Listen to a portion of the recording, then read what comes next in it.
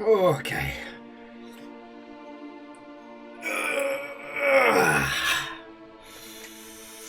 So, hopefully this is all working fine. Hopefully.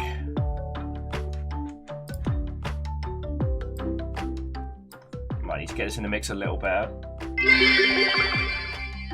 Praise the bean, giver of jitters and prevention of murder most foul. Indeed, Bacon, indeed. Sorry, I don't mean to be drifty potato already. I'm just, I'm trying to get the sound in the mix. So, let me know how it's sounding on your end.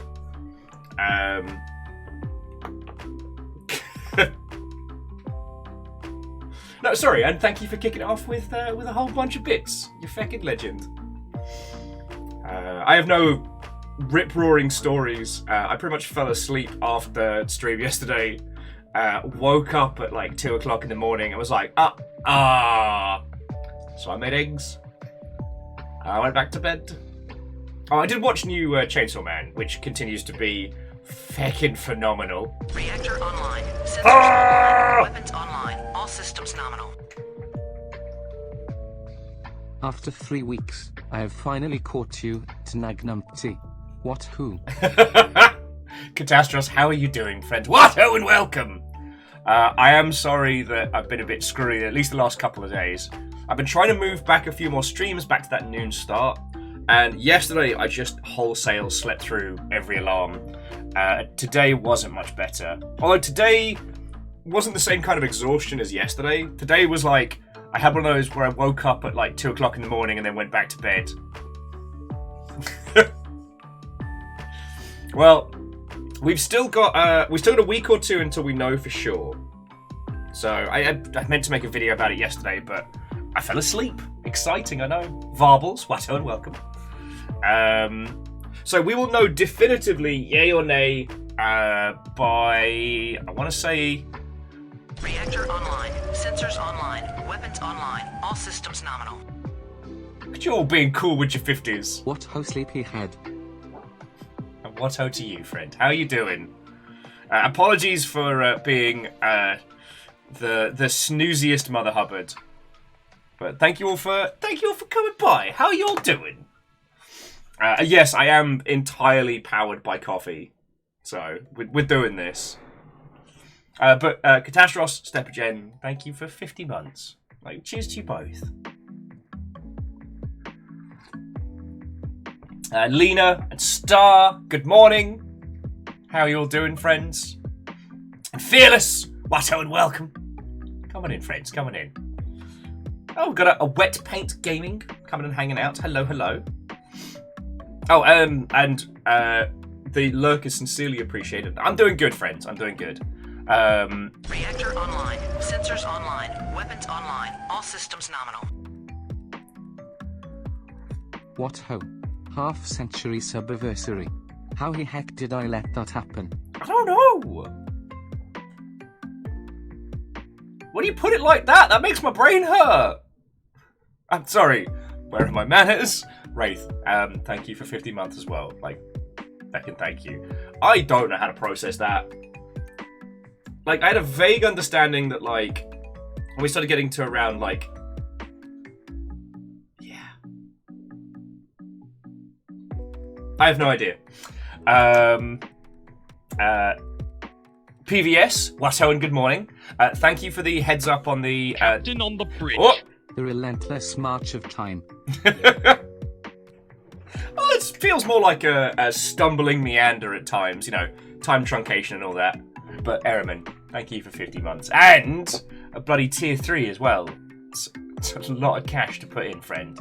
Sincerely appreciate it, yo. Oh, and there's a train going! May grandfather not visit you like he has visited me. Fuck me running! Sorry, thank you! Why? What did your granddad do?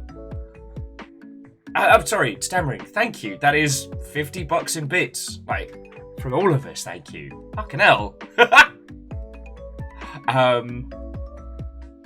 Fucking yo. Sorry. Wow. I'm starting a death metal band for people with celiac disease. We're called Gluten for Punishment. Our first single is Bread or Alive. Bread or alive! Damn it, puns. Puns, thank you kindly. Unfortunately, if any of you wanted to get off this hype train, it's not stopping. It basically went from 0 to 5. So those of you who want to get off at higher or lower Wickham, you're flanked. I believe stammering is referring to Grandfather Nurgle. Oh, Grandfather Nurgle loves you. Just sometimes a little too much. Little too much. Well, but seriously stammering, thank you. And I'm sorry you got the bad lurg, friend. Today will be a mix of very chill games. One is going to be chill and poignant. One is going to be chill and cute as fuck. So that's what I want to do today. One is an indie game you've definitely heard of. One is probably not. So it's going to be a good day. Ah, darn it. Someone was telling me the official term for when you start having a shared vocabulary with friends. It brings me warmth in my heart to know that my terrible terminologies are being spread forth and wide.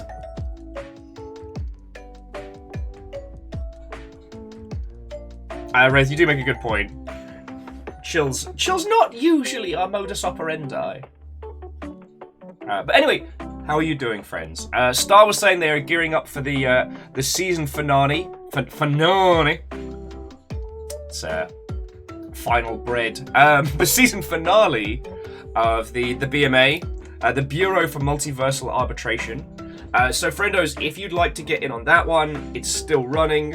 I don't know what Star's goals are for over the holiday period. But the Bureau has been one of the more interesting things that I've gotten the chance to play. So it's one of those things that win, lose or draw, I think we'll end up talking about. Oh, hang on. Is there anybody that doesn't know what I'm talking about here? Have I gone completely loopy? The Teenage Mutant Ninja Turtles, our 4 reptilian heroes, have overcome the Ark villain Shredder. By the 9! So Stammering, thank you for gifting out 5 subs, you feckin' legend. But look at that as a hand of cards. You got Danny Sink, you got Thor of Pirate Software, you got Chilby, Bluefire Draka, and an Alchemist. And that, I'm not sure which Alchemist that is. Okay, not the Alchemist I was thinking of. So, but still, like that's a lot of decent pulls. Well done. No, but sorry, Stammering. Thank you. Reactor online. Sensors Yeah! online. Weapons online. All systems nominal. Mental Monk coming in for their trilogy here. Cheers to you. Cheers to you, friend.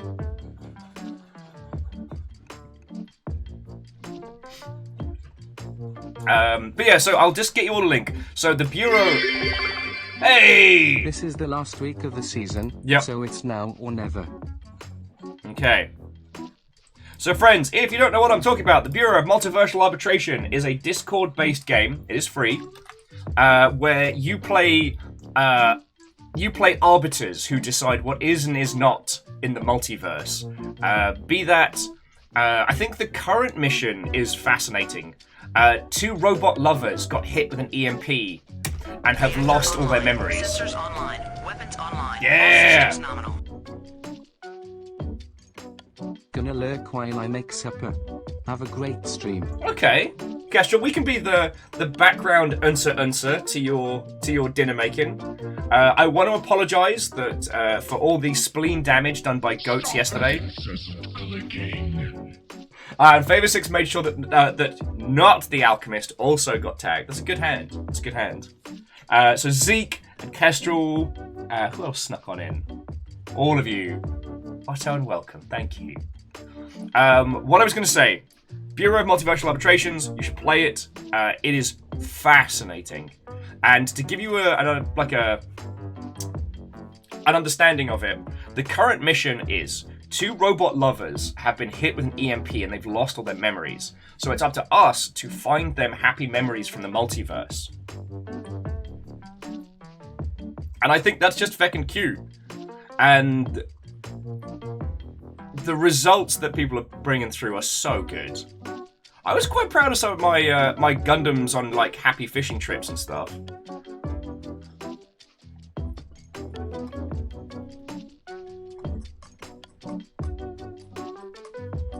Anyway, it's thoroughly worth checking out, friends, and I don't know how long the Bureau of Multiversal Arbitrations will be going for, so this will be one of those that if you don't play it while it's live, you might miss it. Anyway, how are you all doing, friends? Stammering, I'm sorry to hear that that Papa Nurgle, as much as he loves us all, is wreaking a little bit of havoc. I don't really have anything interesting to add in banter-wise.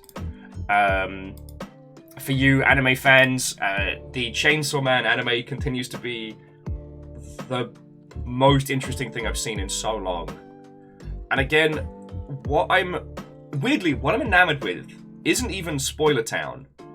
What I'm enamored with about that show is that when they'll take the time to beautifully animate incredibly mundane things for incredible poignancy. Like, not that the animation is by any means less than stellar across the board, but... Oh, Wolfcrag, glad to hear you're recovering. Oh, and back on the multiverse, Star was just pointing out they're incredibly impressed with the things the players are making. Oh yeah, we have a fascinating tool to play with. Right, Nuggies, you're fine.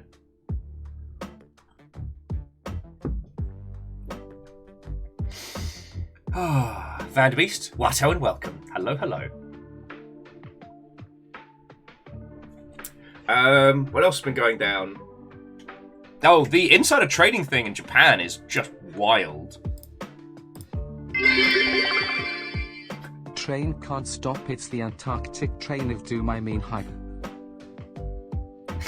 Well, Wolfcrad, thank you for another feckin' 1,000 on top. $10 to keep an odd dumbasses going, so thank you. And it does mean that the train continues.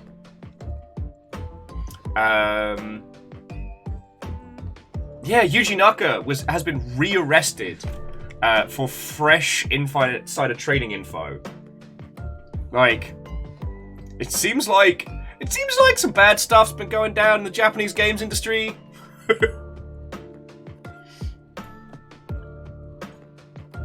And Vanderbeest, thank you for filling the pint glass.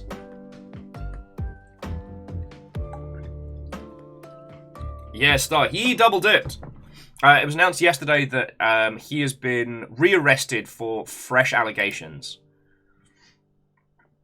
Which, unlike coffee in the morning, it's not better fresh.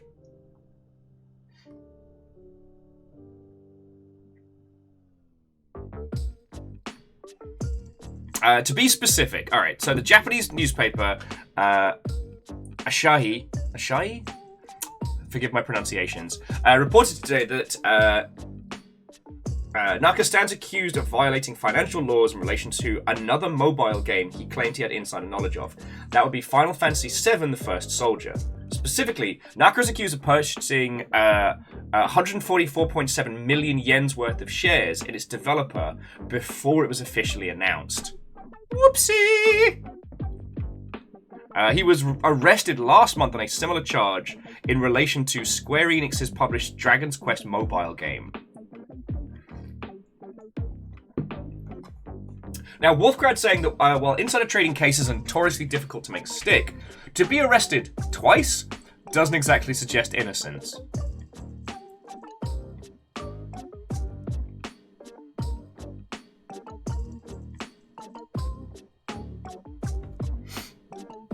Now, Naka's not been having a great run of things. Earlier in the year, he sued Square Enix for his removal from the company and the stuff in relation to Balan Wonderland.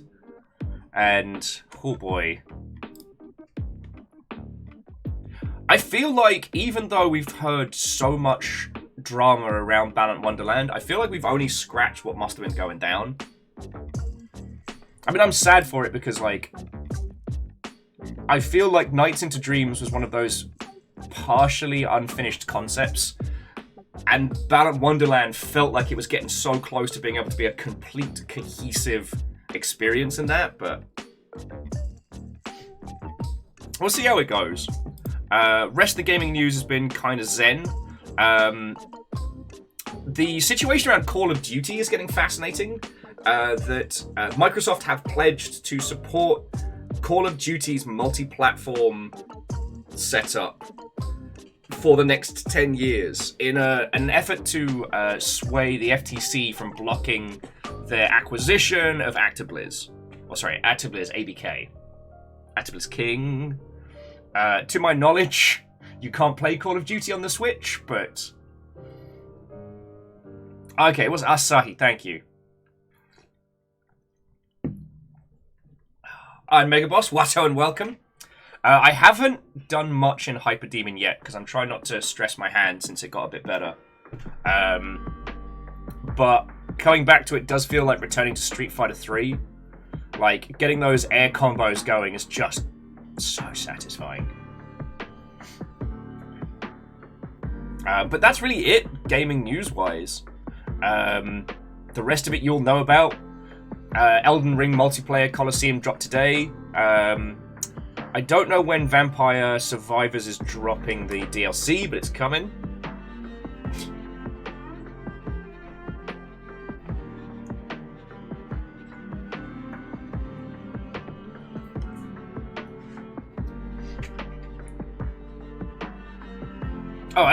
PBS, I wholeheartedly agree. Like, when multi-billion-dollar companies make promises with a smile and nod, they're absolutely going to keep them. It's just interesting. It's very interesting, and this could end up being one of those little turning points in the video games. Oh, sorry. Firstly, where are my manners? Thank you all for the hype train. That's fucking cool of you. Like, I know it's real weird to be like, psh, feck you, billion-dollar corporations. Anyway, thank you to a train powered entirely by you lot keeping me alive. 69, 29. Nice. But video games are simultaneously a physical product that we can understand and an art form in such a unknown and strong position, both financially and socially right now, that, I don't know, it puts them definitely in the crosshairs of a lot of old business. Like, we understand empirically, you know, the potential homogenization of all art coming under one business banner. Because as we've discussed multiple times, like, the Microsoft of right now are very good to people, but that might not be true in 2 years' time, 3 years' time. Having everybody under one roof also means that, once again, we have one entity that is able to dictate things industry-wide. So it does look like, sadly, you know, from next year onwards, we'll probably be looking at the dreaded $60 price point going to $70. And that would be very easy to dictate if all of the major franchises are under one roof, because honestly, every other publisher will just lockstep and just raise prices. Now that is a whole other matter, but the other does mean that the fiscal stability of something like Microsoft would allow the small to medium-sized studios. And when I say small, I don't mean like an indie project of like 1 to 4 or 5 people. I mean like the 15, 20 person size studios, the 40 to 80, those median creative houses. Something like Microsoft would be a great place, somewhere like Microsoft is a great place to shore up in the event that we do have this big fiscal winter next year that everyone's dreading. Because they sell Windows. And as much money as video games make, Windows makes more. So that does mean that there's like a big fiscal stable blanket on top. And if we have to choose between something like Microsoft as a company or Tencent as a company to be the place to shore up, I know which I would prefer. As you all know, like, I've gotten really into TikTok this year. I love it. It's a fun little... It's both a creative outlet and a fun time waster. I really enjoy it. But I got into a bit of a barney with somebody about the language of TikTok last night. And how... okay, so for those of you who don't know... I'm trying to remember who did a really good video on it. I think it's Errant Signal. I'll tell you what, I'm going to grab it because it is worth your time to give it a watch. But the TLDR is that TikTok does all of its work primarily via algorithmic recommendations. Whether you see a new video, whether you see your friend's video, it's all whether or not it is shown to you. It is a long way away from the chronological timeline. Yeah, it is Errant Signal. Okay. And what is served to whom is based on a number of factors, and a lot of those have to do with... I'm trying to think how to phrase this succinctly. I guess the TLDR is that the algorithm will bury things that it thinks it will get in trouble with via Chinese censors. So talking about, like, you know, sex, death, excessive drug usage, etc. may not get your account banned, but it will get your videos pushed down and hidden, making even the people following you unlikely to see them. And obviously there's a lot of contention about this because TikTok's essentially developed its own language. People don't say killed or dead, they say unalived. And the back and forth being like, oh, well, if they were really against this, they'd understand that these shorthands mean this thing. And the reason I got into a barney with somebody is I was trying to explain that it's not that TikTok wants to censor its viewers beyond, like, the standards of decency. What they want is to make sure that the Chinese government doesn't go tap, tap, tap, tap, tap. Can't help but notice you're letting a lot of free thought coming in through here. Shame if something happened to it, which they can do. They've shut down Tencent's video game operations because of reasons multiple times. But the fact is they have that much pull that an app like TikTok has to be wary of and adhere to. It's not necessarily that they agree with, they have no choice. And so... LOLOLO. What's going on here then? Free speech? I don't think so. Nah, Mal, you just gave me 34 months of subs. That's not free speech. You paid for that. Mal, sincerely, thank you. And Joe Kim, thank you kindly for a follow there.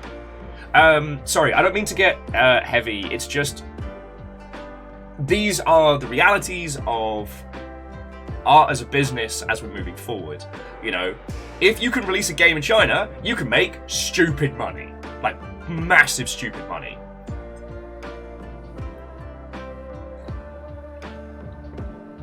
And it can be potentially the thing that powers your creative projects for 1,000 years. But that comes at a cost.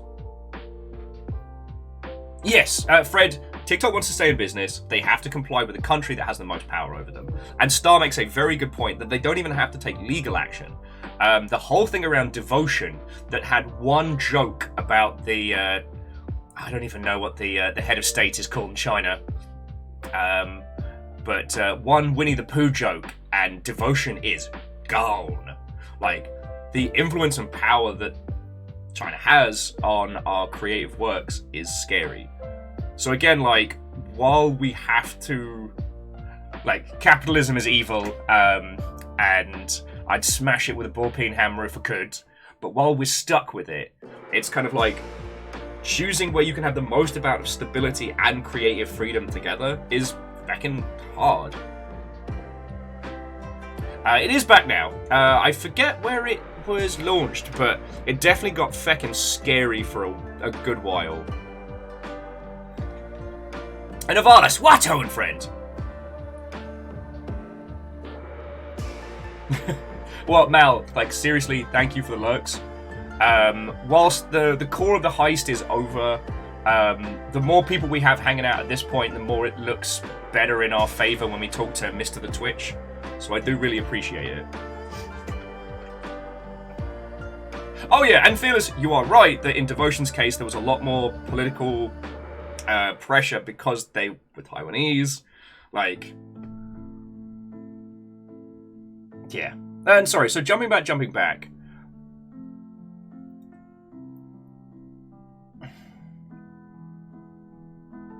I don't know. On the one hand, it's scary to see so much of video games as this massive entity forming these huge, like, supercontinents. And it's terrifying, especially as a smaller independent person. But then I'm reminded that no company that size can maintain, like, pockets of creative fluidity. And that eventually, when you have these super corporations, they end up solidifying. You know, that's when you get your Call of Duties, your repeat performances, your huge entities that cannot articulate or turn. And because of that solidification, it creates these pockets, these vacuums, where our lovely little indie friends tend to pop up and be like, hello, what's that? You sick of the same AAA shooter? Well, let's get weird and wild with it. And I know that's not a great business model, but that burst and boom between creative independence and, like, big project spectacle, that back and forth can create some fascinating things. So, I don't know. Sorry, I didn't want to bring this into doom and gloom. Alan, thank you, friends, for the education. So he refers to himself as the president. Okay, thank you. I still think this AKB, the Activision, that's APK, the Activision Blizzard King acquisition by Microsoft is going to be a turning point. Like, whether it succeeds or fails. Now,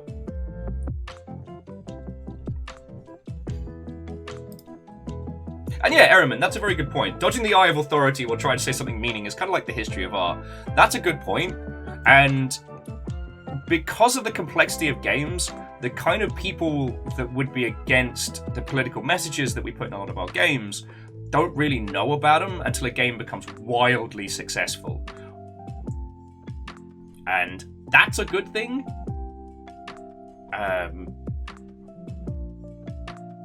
Like, Umurangi Generation didn't have huge protests outside.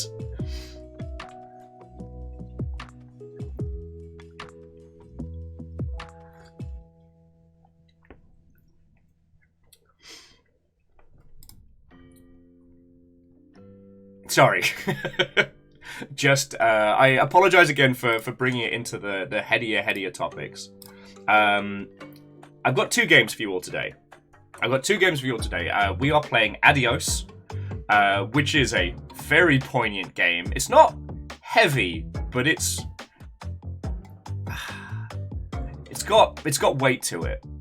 And the other one is Paradise Garden. So Adios, you play a pig farmer who was disposing of bodies for the cartels, and you have decided that you are no longer going to be doing this.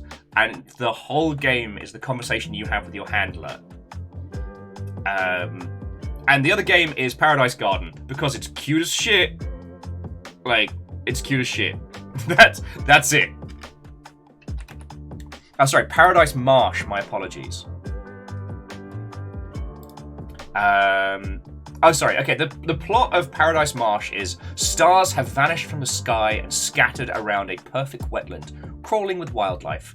Catch bugs and chat with delightful characters while wandering through peaceful scenery. But don't lose sight of the night sky. The constellations need help. This is one of those games which it's just a little too short for a full day.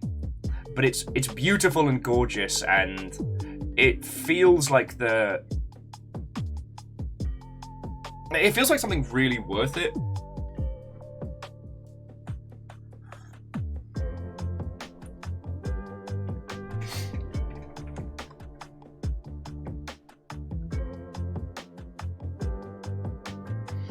Yeah. Sorry, Moose, PVS, I apologize for not articulating on that. Like, I think your points are valid, and it is something that we're going to see, but I don't want to get too far heavily onto the North American political side of, like, the FTC's decision, because I don't know diddly buggery about like the political climate proper.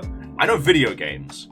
I know how the external factors affect us, but going the other way, sad clown noise, I don't know. Hey, Catastros, I'm glad we got to hang out even for a little bit. I am going to try and get the streams back to a noon start proper. I'm doing my best. I've just been trying to get my sleep back under control. Oh, no, and PVS. And also, but I didn't want you to think that I was shutting it down, because it's an interesting discussion. Oh, and Wolfgrad, that is a very good point. Like, there are multiple, like, government agencies that will have a say in whether or not the Activision Blizzard, Microsoft, whole throwdown happens. I mean, hell, if it doesn't go through, that's going to be an interesting mess. Because, I mean, okay, I said I was done with it and I'm coming back to it. Let us not forget, as of the end of this year, excuse me, I'm so sorry, choking on my own coffee there. As of the end of this year, you won't be able to buy or play Blizzard products in China anymore. And that's a very big deal. Like, Diablo Immortals, gone. Overwatch, gone. World of Warcraft, which famously had a special variant built just for the Chinese audience that would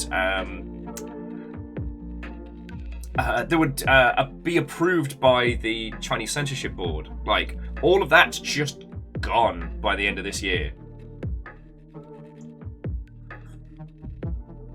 Oh, so stammering, at this point, ABK is one entity. So, you could no more... So, Microsoft wouldn't be able to just purchase Activision unless some very, very complicated business fuckery went down.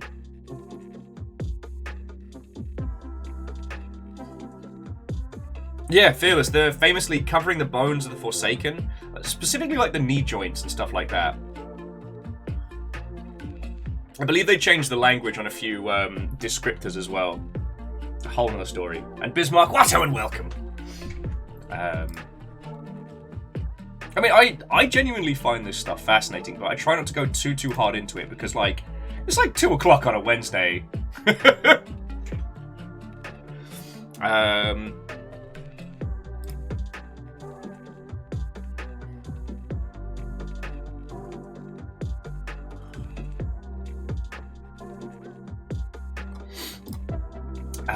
What else has been going down? God, Back 4 Blood keeps staring at me from my my gaming library. And you know, I really want to understand Back 4 Blood.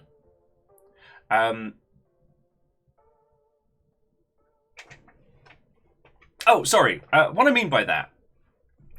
So, Back 4 Blood, if you didn't see it, was a Left 4 Dead style game made by Turtle Rock. The larger portion of the team that put together Left 4 Dead back in the day.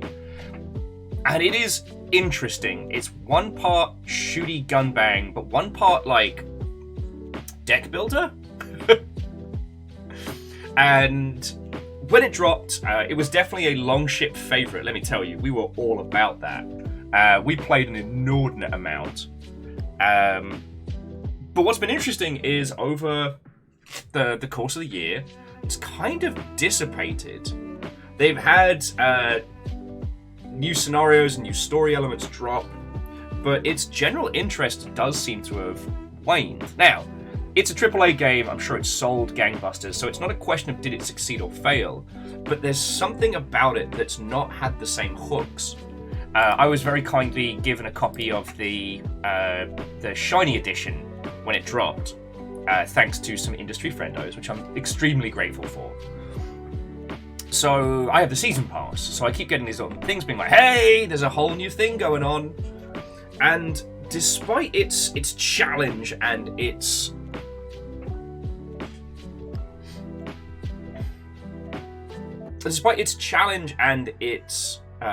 interesting twist on the put bullets in zombies, I find myself not really there. Oh, Aperios and Chrono, if I didn't say hello. Oh, and to Naru Hoodie as well. Watto and welcome, friends! Come on in, come on in.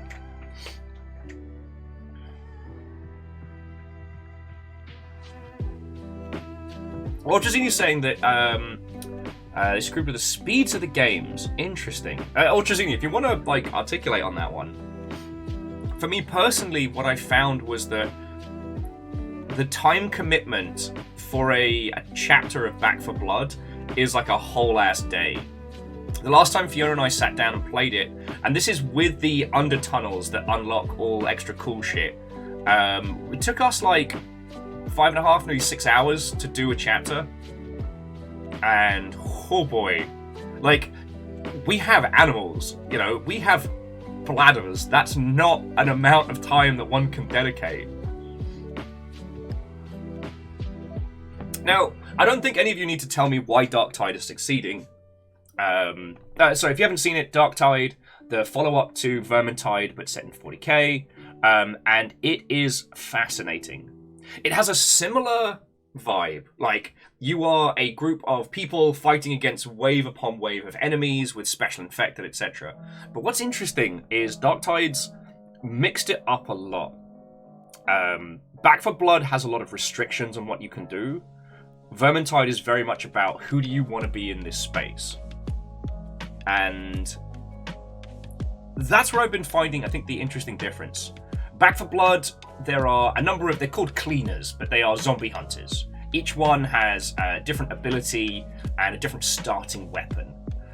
But 2 people cannot play as the same character. Now, that's fine, except for once you get out of the starting gates of Back 4 Blood, you have to build a deck. So you have to choose your deck of abilities and powers that you'll get throughout the run. So like each time you get to the end of a level, you get to pick one superpower, and then the enemy picks cool stuff and things like that.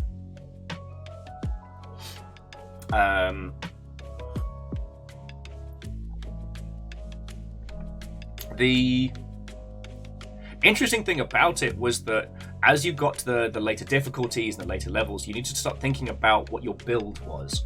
Are you firing an unending torrent of bullets? Are you the guy that puts a big sniper bullet into the special infected? Hello. And that means that if someone else is also a shooty, snipey person, well, you can't mix. So you've got to have essentially a B deck, and it's complication atop complication in a space that's very difficult to articulate.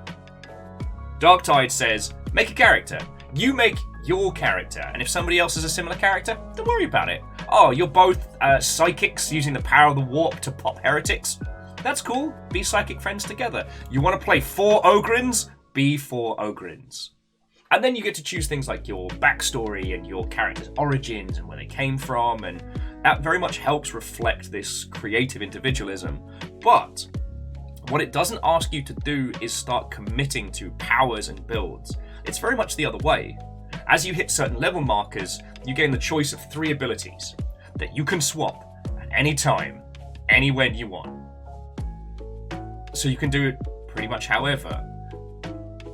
The construction of the characters is so that at first you just kind of have like a fun toolbox of toys to play with, and then as it unfurls, you start seeing like, oh, well, I mean, once again, I'm the snipey snipes guy, it's what I love. I have a las gun that makes heads go poof. But if I wanted to switch to being the Daka support person, it takes me no time at all. I just change my inventory. I just go, equip this gun. Jobs are good. There's no cost, there's no loss. I tried using a big axe for a while. It was fun, but I'm just a simple guy with a simple shovel. Mainly because if people are up in my face, it means we've been swarmed or I've fecked up. So it means I gotta get my ass in gear and protect my my tush. But the reason I bring this up is that it's once again the situation where we see potentially teams in development that are either disjointed or separate. Because Fearless is pointing out that Darktide's character creation feels more roleplay, yes, but With Back for Blood, there's more of a definitive, this character does X. So you have that like, oh, well, you take on the role of this person, but you're then simultaneously responsible for picking all the right cards and powers and abilities. So you have to almost learn a MOBA-like meta on top of the shooty gunbangness, on top of finding weapons in the world and, you know, generating enough cash that you can buy things. And it's a lot to put on a person. And it feels like that situation where, like, the kids are allowed to decorate the cake, so they put everything on it. And they don't always necessarily work. Yeah, puns, Back 4 Blood, it's more puzzle than RP, certainly. Because it's not your character. The character you are given has a story. Thankfully, I didn't end up playing as him, but one of the characters that was the kind of the de facto snipey bloke was this kind of right-wing conspiracy theory nutjob early on. But it made me very uncomfortable to play as that character. They tweaked his character a fair wedge and made him more of just a loon than a prepper. But I still ended up with, you know, Beardy Beardus and the snipey sniper. And it made me wonder, like, why have these focal points on these characters? Because rather than give us clarity, they kind of impose upon a certain meta that we wouldn't be aware of until we got far enough in. I guess it's that old thing of how... If your game is cooperative, you cannot expect everybody to be on the same level. So how long does it take from friend downloading game to actually being able to enjoy themselves in the same space? I think that time is a huge factor in co-op. I know I've talked a lot about Sea of Thieves. It's a very different experience because it's a focus on emergent narrative rather than like set piece hordes of zombies being dakka down. But when you think about the amount of time between downloading that game and being able to play with your friends, it's very minimal. But Darktide does still have a... Yeah, Mega Boss, always be shilling for pirates. Always be shilling. Darktide does have a... I wouldn't say a considerable amount of time between download and play, but the majority of that time is spent being asked, who are you in this space? Do you know what I mean? Rather than trying to yell characters at you. I don't know. Just some things have been puzzling. Back 4 Blood keeps popping up on my feed, and it made me realize I was very surprised I didn't go back and do more of it. You know? Oh, also, as a quick side note, to those of you that either played The Past Within or wish to play The Past Within, I think they're doing an ARG. So another thing that popped up on my feed were some of these memory cube recordings, which I initially thought were like pre-release trailers and things like that.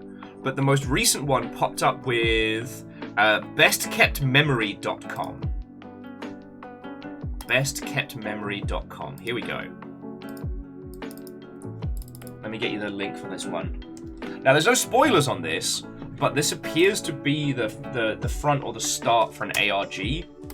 So for those of you who are ARG inclined and enjoyed The Past Within, we feckin' got you.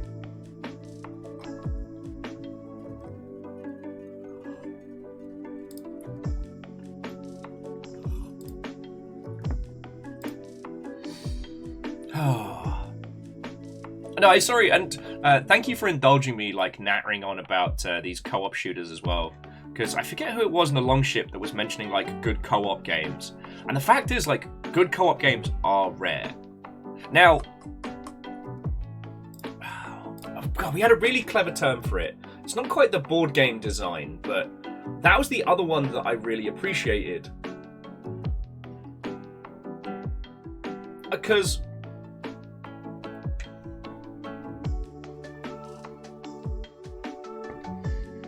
it isn't that you have to have a simplistic game.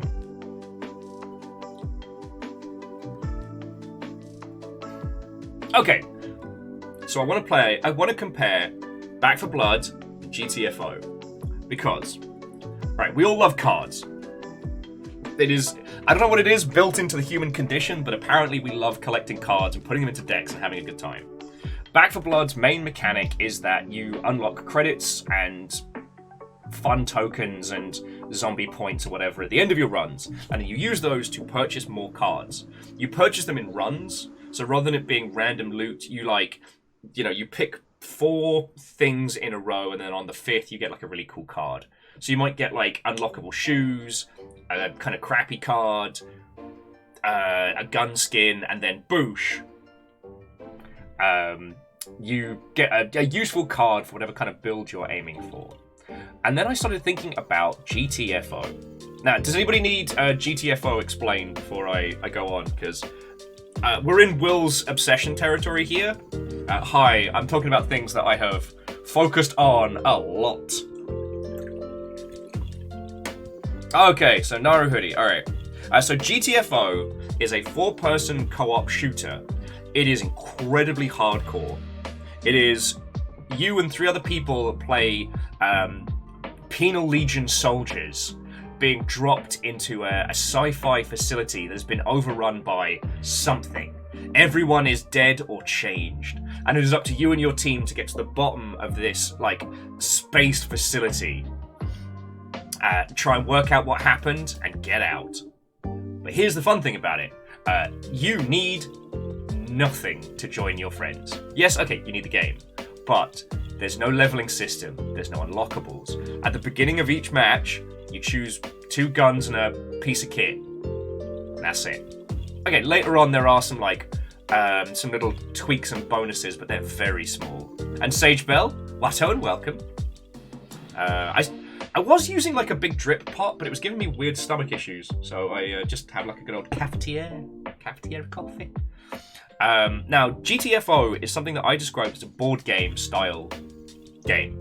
And the reason why, I need a better term for this, but the reason why is because when you start a board game, plonk the box down in front of everybody. You don't need to have purchased anything, you don't need to have pre-played it, you just pop that box open and go. You do need to learn rules and explain stuff, but in theory, you will sit around a game of Hungry Hungry Hippos and you smash those hippos. You don't need to have unlocked the Hippo Season Pass, and you don't need to have gotten your character to Prestige level 5 to unlock the 2-headed hippo. You just sit down and you play together. And GTFO is fascinating because it screws? Cool, so that's a new word. It throws out the standard experience leveling system, season pass nonsense that is the done thing. It's not about unlocking and leveling your character. There's nothing to unlock or level, but they have a challenge called Rundown, which is you have X amount of time to make it to the bottom of that facility. Now, that's measured in weeks, not hours. Often like a few months you have to clear them all. But all you have to do is learn the world, get better. Yeah, Webpack Gaming, 1 whole shrew. A shiny crew, S-shoes. S-shoes, Brutus! And you put that up against Back for Blood, and it makes you kind of wonder, well, hang on, why don't we have access to these cards from the get-go? Well, the idea is to give you a sense of unlocking and a sense of your own character in that space. But once you get past a certain point, anyone joining that doesn't have a fully decked out setup, either they can't play with their friends because they won't be powerful enough, or their friends have to bring it down. So you end up with the offset situation. Wolfcrad was adding that even with normal multiplayer, they find it very demoting when they're like, let's try this for a change, and all the other players are level 50 and who seem to play for 8 hours a day, right? We've thoroughly enjoyed GTFO throughout because, yeah, you've got to play it smart and you've got to play it carefully and shooty gun-bangerly. You've got to bonk these blind, infected monsters so they don't set off the horde. Because setting off the horde is bad. It's not a treat that you get intermittently for clearing an area. Nah, it's bad. You get eaten. It's not fun. But the fact that there are very few barriers to entry coming in, I think, is something important. You know, I understand the concept of season passes, and I understand why they work. They create a framework for someone's multiplayer experiences. But if your title requires you to unlock things to keep playing, then you can create this massive sense of alienation. You know, Manufactured Discontent is a great video by Folding Ideas about the season passes in Fortnite and how they create this sense of those haves and have-nots for the purpose of making you spend money. And I don't want to say that I am condoning that concept, but if you want to go play Fortnite no build mode right now, you just can. You don't need to have unlocked the special Fortnite cards. You can just go do it. And that's a very, very easy premise.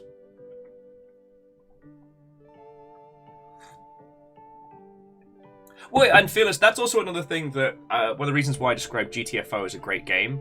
GTFO is a game where you have to collaborate and work through it. But the loss conditions are only as far as you got in that mission, right? You can't lose a character, you can't lose any progress. As opposed to some cooperative games where you are alone together. Alright, now, Mega Boss, I don't mean this to be a diss, alright? Warframe is a wonderful game. I'm enamored by its success. I love it, you know? I'm an Excalibur Prime owner. However, for a large proponent of playing through Warframe, if any of you join Warframe right now from scratch, a lot of that game is alone together. Like, you jump into a match, and everyone just sprints and murders as fast as they can. But it's not a game of cohesion, it's not a game of cooperation, it's a game of murder forward as quick as possible. And it creates this experience of being alone together. Like, if you suddenly just stop and just, like, take in the scenery, the others will handle it, they'll be fine. With GTFO, if you just stop and hang around, something will find you. You gotta stay with your friends. They need you.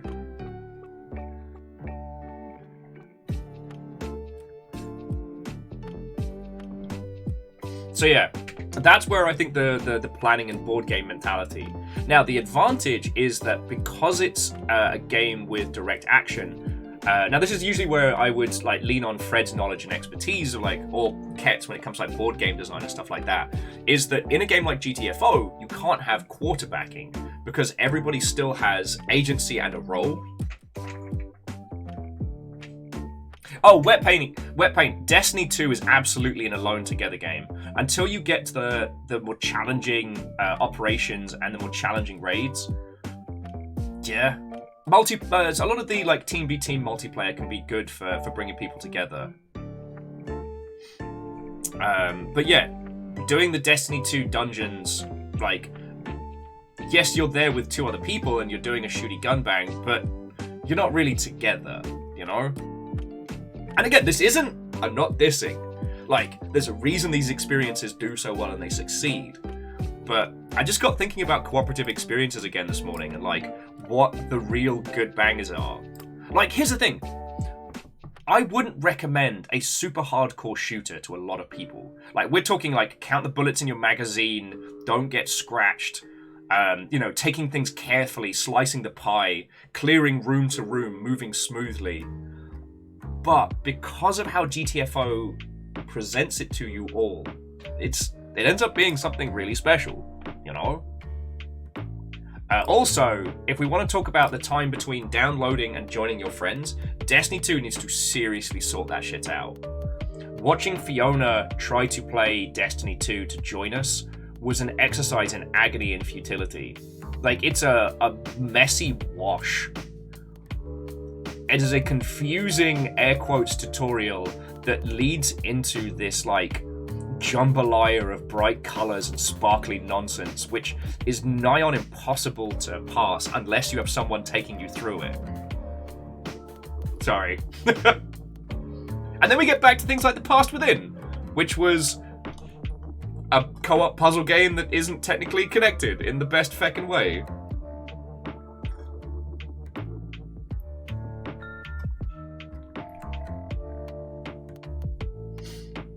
And again, so like Mega Boss Lost Flowers, I'm not dissing on Warframe. Warframe is a beautiful kinetic ballet of violence, and the fact that you can play it with others and it feels so smooth and visceral is glorious. Like, there's a reason it's successful. Anyway, sorry, thank you for letting me rant on this, friends. As I go way off into the great beyond. Perios was saying that Assassin's Creed crossover that's happening in Destiny right now has really hammered home to them that it's now a marketing platform, and that thought enough made them put Destiny on the shelf for now. Yeah, I tend to come back like once an expansion, and I go, wow, Bungie know how to make a game that feels good to shoot. And by the time I've kind of gone through a lot of the theme park content, that is to say, like, all of the pre-constructed set PC stuff, and I'm like, I'm just, like, making the numbers go up no longer feels like it has meaning, because when you'll, when you jump in, if you haven't played for ages, they just bring your numbers up anyway. And all I tend to do is just take the weapons that I have and just keep boosting them, because those are the ones I like. But that's another story. Okay, so Naru, Unholy Glee, Watto, and welcome again. We are not heisting, but we are kind of in the hands of Mr. Twitch at the moment. So it's going to be... It's going to be at least another week and change before we know definitively yes or no. If we get a yes, you will all probably know exactly the same time I do. If we get a no, that's probably going to be... 1, 2, 3, 4. That's probably... We'll probably know definitively yes or no by, like, the 16th. But we'll see how it goes. Any and all lurks and helps are still appreciated, because Mr. Twitch will still be glaring at us under the ever-watchful eye. But, like, at this point, just see what happens, yo. And if it doesn't, we're going to have a little party. If it does, we're going to have a little party. So, like, we win.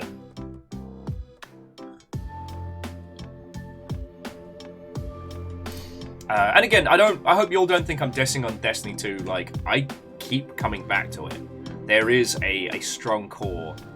And for a lot of people, it's just the right biting point between like a heavy engagement MMO and a light and breezy shooty gun bang. Feck off, Puns. Sorry, Puns was saying, did I hear party? I'll bring the raft. Yeah, and I meant to make a video about it yesterday. I'll probably try and do one today, but like, yeah. The heist was an adventure, no matter the outcome. We succeeded. Like, we brought the numbers to the point where we could go, oi, bam, bam, bam, Mr. Twitch, hello. So, what happens from that point? Whatever happens from that point, we succeeded, all right? And that's the thing I want to keep banging home.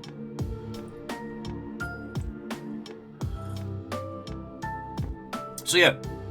I'm trying to think of some other, like, really, really good bangers. I haven't had the chance to try...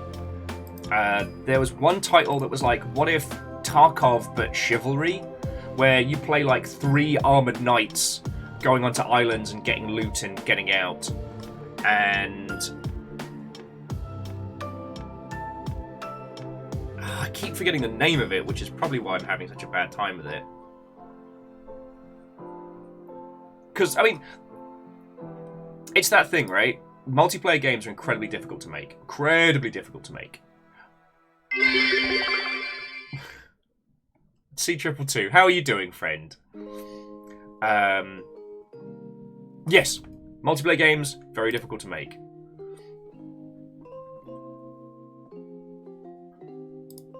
So that means that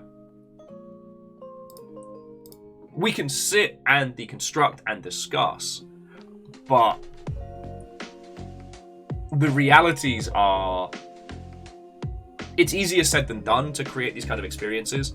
And one of the fears when it comes to multiplayer games is that users will pop up, chew through a game, and then leave. You know, creating systems that keep users coming back is wonderful. Now, okay, if I was getting really, really out there, like whee levels of out there, what I'd want to start looking at is how can we make these good multiplayer experiences cheaper so that we can be more experimental. We haven't had the chance to do it yet, but was it Book of Tales? Story of Tales? Shite, what was it called? It was described as a tiny MMO, and it was designed to be a big online experience played by little groups of people together. I love ideas like that. I'm hoping, yeah. And the reason why I think about this is because there's something special about games and creating spaces that we share. And I think it's something that we're still barely scratching the surface of. I mean, maybe it's because I've been watching a lot of watching a lot of Foldable Human. I've been rewatching the videos about World of Warcraft and stuff like that. And that discussion about how things have been kind of like a point-counterpoint in the multiplayer space.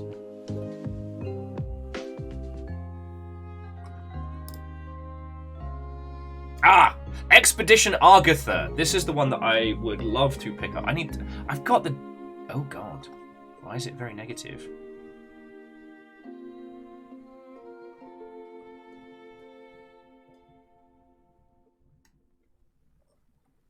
Okay.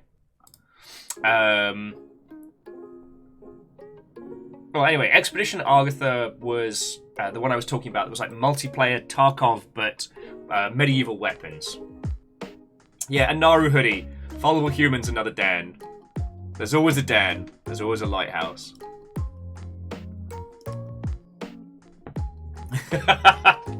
Hey, look, C222, I fell for it as well, alright?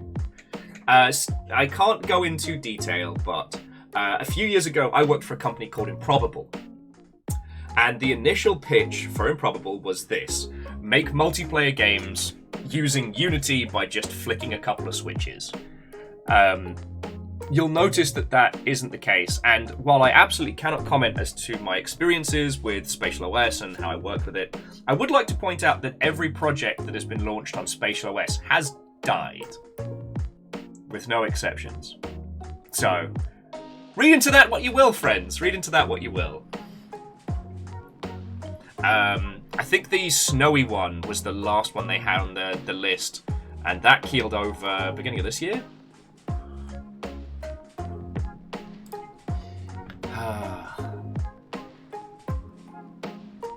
But I still love the idea that I was pitched when I took the job at Improbable, which is that if we can allow like small teeny tiny teams to create multiplayer experiences, then that will change a lot.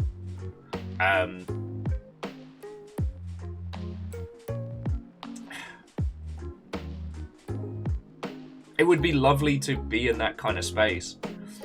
It's also worth noting that Improbable wasn't the only team that tried to create things like that. Who wants to talk about Shinra? Alright, I promise I'll be brief, because we're getting into Will's hyper obsessions. Aaron, what? Oh, and welcome. Hello. Hey, to Wet Paint Gaming as well. Have a lovely rest of your evening, friend. All I was going to say was Shinra was Square Enix's attempt to create something very similar to that. It was a thin client multiplayer game engine, and it died. Yes, they did name it after the evil corporation from one of their video games. Go figure.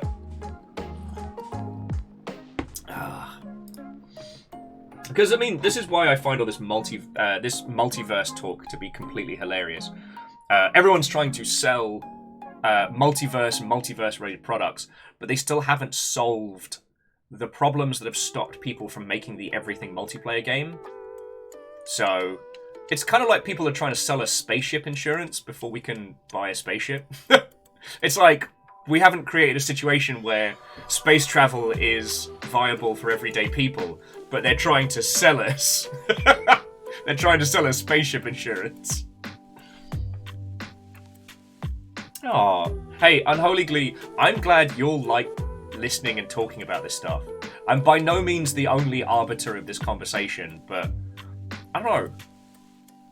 I've described myself as a true video game fan. Like, I'm not just into the games, I'm into like the how the sausage gets made, the games industry theory crafting, you know? So, thank you. That's very kind of you to say. And also, because I don't work for a games company anymore, so I can talk about a lot of stuff that other peeps can't.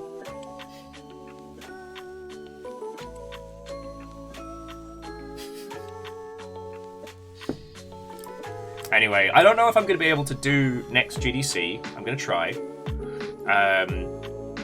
Our funds this year haven't really replenished, so I don't think I'm going to have money to find a place to stay and whatnot. But if I do go this year, it's going to be a lot of ha-has at NFT companies and anyone using the term meta. God. Okay, can you indulge me? Alright, will you indulge me one more little, like, mocking rant about this whole thing? We are going to get into some video games. I've got 2 good games to show you. But will you indulge me one more? So,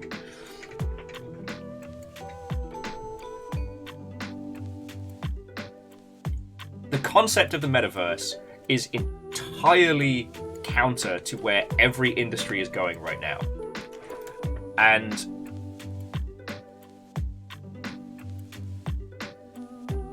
it's very funny. Okay, so the idea of the metaverse is essentially either one big project that takes over, you know, essentially a Facebook of video gaming in terms of the size and scale, and that unfortunately your parents will be on it. Or one product that is shared between a massive framework. Oh, see, Naru Hoodie, here's the thing, like, while Facebook renamed themselves to Meta, they are the least likely to do it. So, the thing about the metaverse is that it requires either the most dominant fiscal force in technology to create a product that is so successful that it takes over, or it requires everybody in that space to agree to work with one another in a purely altruistic base so that everyone can then, you know, sell and exchange things. So it either requires everybody to get out of the way of one big idea, or it requires everybody to shake hands and make friends and agree on a framework of which that they can create. So it requires either people to take less money, which they never will, or it requires people to be altruistic in the tech space, which they never will. Right now, it's so counter to every other philosophy because everybody's worried about next year being potentially like a fiscal winter for video games and technology, that they're all shoring up. Like, people are being more cautious, they're boxing clever. You can't you can't ask people to invest in the concept that tech bros will be kind and altruistic, because they won't. Like, if next year happens, as it will, when the cold winds start blowing, no one's going to be like, you know what, I'm gonna let our company take a huge hit for the good of the metaverse, right? Yeah, C222, we got PlayStation to allow crossplay when? Like, we'd have to get everybody for standardized platforms, and they're charging for access to those platforms. You know, PlayStation Plus here, Game Pass over here. You know, Nintendo have their charging one. So they'd all have to agree who was going to be the dominant force in that space, and then agree to shake hands. Stabbering saying so Ready Player One isn't likely to happen. I mean, never say never. But it won't happen from a great big agreement. If we look at how the market goes, it will happen from one product being wildly successful and having the ability to expand outwards. But I mean, that's the only way in which I can see that we'll get that situation. Now, there is the possibility of the open source setup where a small team makes something wildly successful that has the ability to scale, and then the success of that creates the potential of this like interconnected space. But rather than being like one great big metaverse, essentially it would be 1,000 pocket servers that share information back and forth. You know, kind of like the internet that we have now. But with that, there'd be no standardization of monetization. So there'd be no control beyond that which is set as standard. Which is absolutely not a grand metaverse setup. So basically, if VR chat grew to the point and accessibility that anyone could log on and anyone could create a server, and that it shared elements between the different servers, so like your customization in one place could go to another, then you could potentially create an industry around your customization and visualization that would allow you to go into that space. But no one's going to be able to own that because of just the IP infringement alone.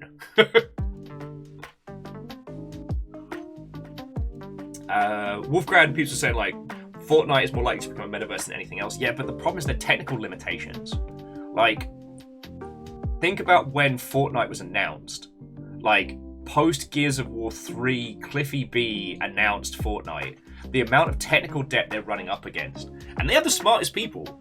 There was a great article this week about how the Unreal Engine 5 functionality that's slowly being added to Fortnite, but you couldn't suddenly put full motion VR in that. Do you know what I mean? I highly doubt that engine has the flexibility to be the anything game. Without looking at the code, I mean, and let's be honest, I would look at the code and go, boy, that sure is code. But unless we were able to talk to someone who really understood the guts and legacy debts of what Fortnite can and can't do, we can't really answer that. We can only theorize. But, yeah. Anyway, so if I get to go to GDC next year, I am going to have so much fun heckling these guys. It's gonna be lovely and entertaining. God, and that's the only problem with these rancid tech bros, is that when they lose, they disappear. You know, you don't get to have that cackling kind of like "we done told you so" moment, because they just disappear into the fog. Some will rebrand themselves, some will move on to the next craze, the next thing. But you never get to have that moment of ha ha. So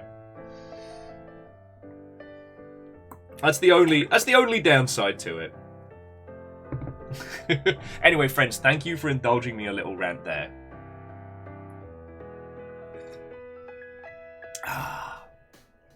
And I should say, I'm not actually against the idea of the everything game. Like, I really appreciate what spaces like Second Life and stuff did.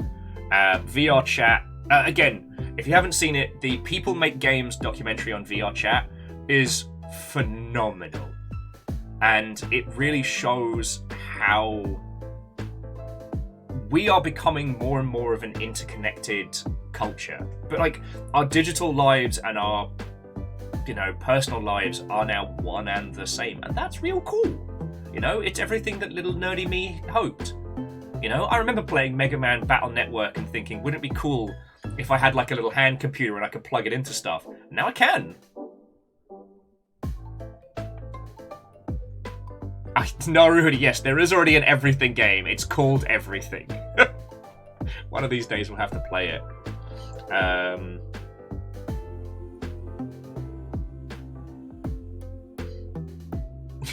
Unfortunately, Unholy Glee, the Rancid Tech Bros are less Scooby-Doo Monster of the Week. They're more, I don't know, bad guys from Inspector Gadget.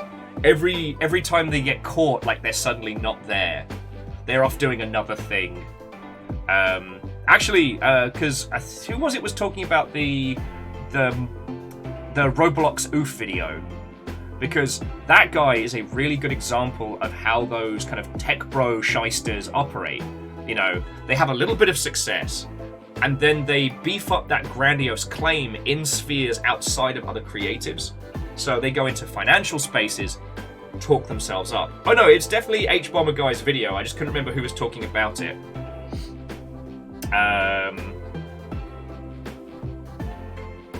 Yeah, that's the one, Megaboss. That's the bloke. But anyway, it's worth giving the H-Bomber Guy video a watch. One, because the Tommy Tallarico video is just... I didn't even know about this guy. Yeah, so Star, like, had you heard of him? Because, like, I'm not in audio spaces, but apparently, like I've been, like, a step removed from this guy my entire career. But he is a very good example of how the tech bro and tech shysters operate, and shysters in the games industry, because they move kind of in the spaces between, like, the money space and the creative space. They don't lose enough money that the investment teams start blacklisting them, but they don't make enough waves in the creative space so that people start being like, wait, you say you're the first American to work on Sonic the Hedgehog? That's a hot pile of shitty bullshit. Like, they're not making those claims. Yeah, and the thing is, if he was smart with the Amico thing, he would have just ghosted and kept money. But no, he had to run mouth and fight it. Yeah, C-Triple, why is this video about the oof.wav 3 hours long? Oh. Because we'd all heard of video games live, but I had no idea. Because I knew about the Amico scandal, but I'd never put the two and two together. But the only thing that I wanted to point out is that there are a lot of these individuals that kind of sit on the peripheries of video games, that they seem very impressive. They seem like they've had these huge, illustrious careers. And you find out that, nah, they were just an guy on an thing and have been bigging themselves up behind the scenes. And the thing is, a lot of them, the ego takes control and they start believing their own spiel. It's one of the things I am genuinely terrified about with myself. Like, I worked on some video games. I was an character in a Sonic game. Like, I don't have a huge, like, industry-shattering career. And I'm so worried that, like, as I melt my brain with sleep deprivation and alcohol, that I'll start falling more and more and more onto laurels that weren't ever there. Do you know what I mean? Oh yeah, Fred, I've never experienced that personally. Fucking shitbones. The problem is, like with shitbones, a lot of these people are very charismatic as well. Or very energetic, dependent on. And honestly, like, after you've had a couple of double G and T's at the W at GDC, a charismatic or enthusiastic person's great fun. Like, yeah, tell me about your career. You worked on this? Fucking yo! We're at GDC. People wouldn't lie. One particular individual that Fred and I knew used to make very grandiose claims about having done games design work on some big franchises. From a consultancy standpoint, they used to say. As we would later find out, that was a gross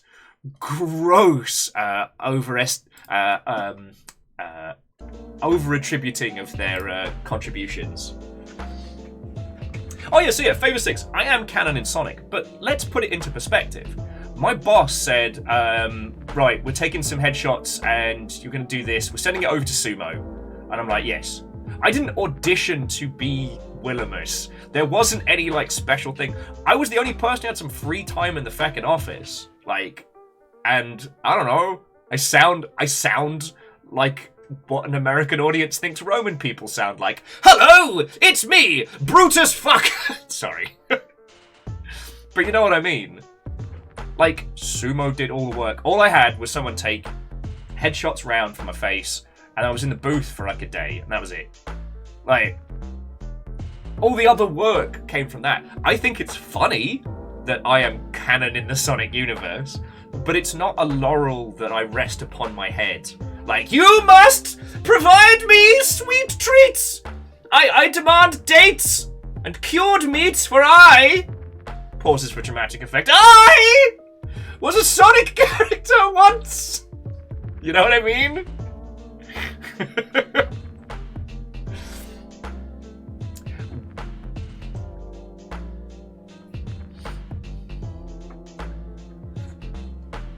Oh, Naru Hoodie, I'm extremely proud of what I've done since we started this, you know? I don't joke when I say that this makes me incredibly fucking happy. I love being able to have these conversations with you all. This is the fucking best, alright? Are we a big deal on Twitch.television? No. No. Are we a big deal in the Seattle region? No. No. But we are that little bar that no one ever heard of. We're a little space on the internet that I'm incredibly proud of. You know?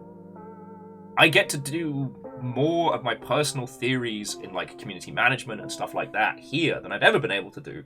And if you'll forgive me being a little bit arrogant for a second, I think it works. Sure, there's a lot of things I'd like to do more or less of. There's loads of things I'd like to improve the Longship, you know, if I have more hours in a day, right? But at its core, we get to do this. And that's fucking great.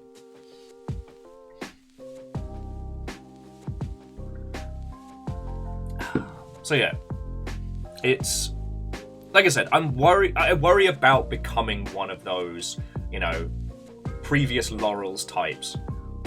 But on the flip side, I think I have enough of all of you lot to keep me in check if my ego ever starts like flipping out. Do you know what I mean? But there's also, okay, here's on the other side. There's a whole bunch of you. There is a whole bunch of you in chat right now who do not take enough credit for your video game achievements. So, I'll be sure to big you all up. Maybe that's where I can do GDC next year. I can just volunteer to big people's projects.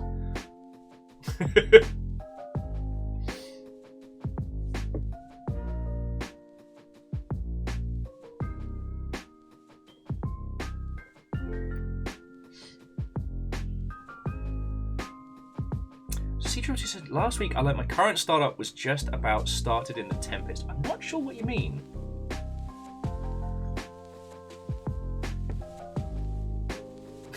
Now, Kaimball, do you mean like I should do one of those like signing things at a con table?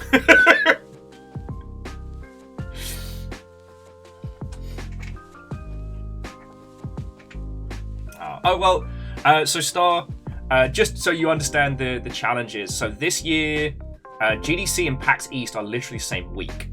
And PAX East is Fiona's big yearly charity event. Fiona hosts the Poke Crawl, which is a Pokemon-themed bar crawl. This has managed to survive the pandemic. Like, Fiona has put blood, sweat, and tears into keeping this going. And whilst the others are still trying to find their space, the PAX East one is the big one. Yeah, Star, I'm feckin' livid about it. I mean, I don't mind. A few years they had the 1-2, where it was like 1 week after the other, but this year they're literally the same week. So,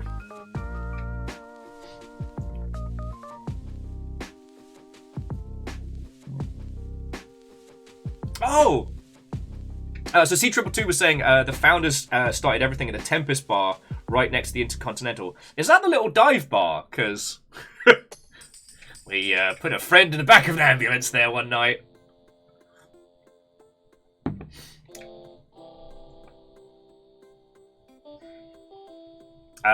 So yeah, so that's one of the big challenges. With Amos is doing better, but as it currently stands, we don't have the money to pay somebody to look after him for a full week. So we'll see what kind of capacity that takes. Because looking after Amos when Fiona isn't there is a lot of work. And then it's set up an accommodation. Like, I don't have a big war chest like I did before. And hey, we're doing good, all right? We are not doing badly.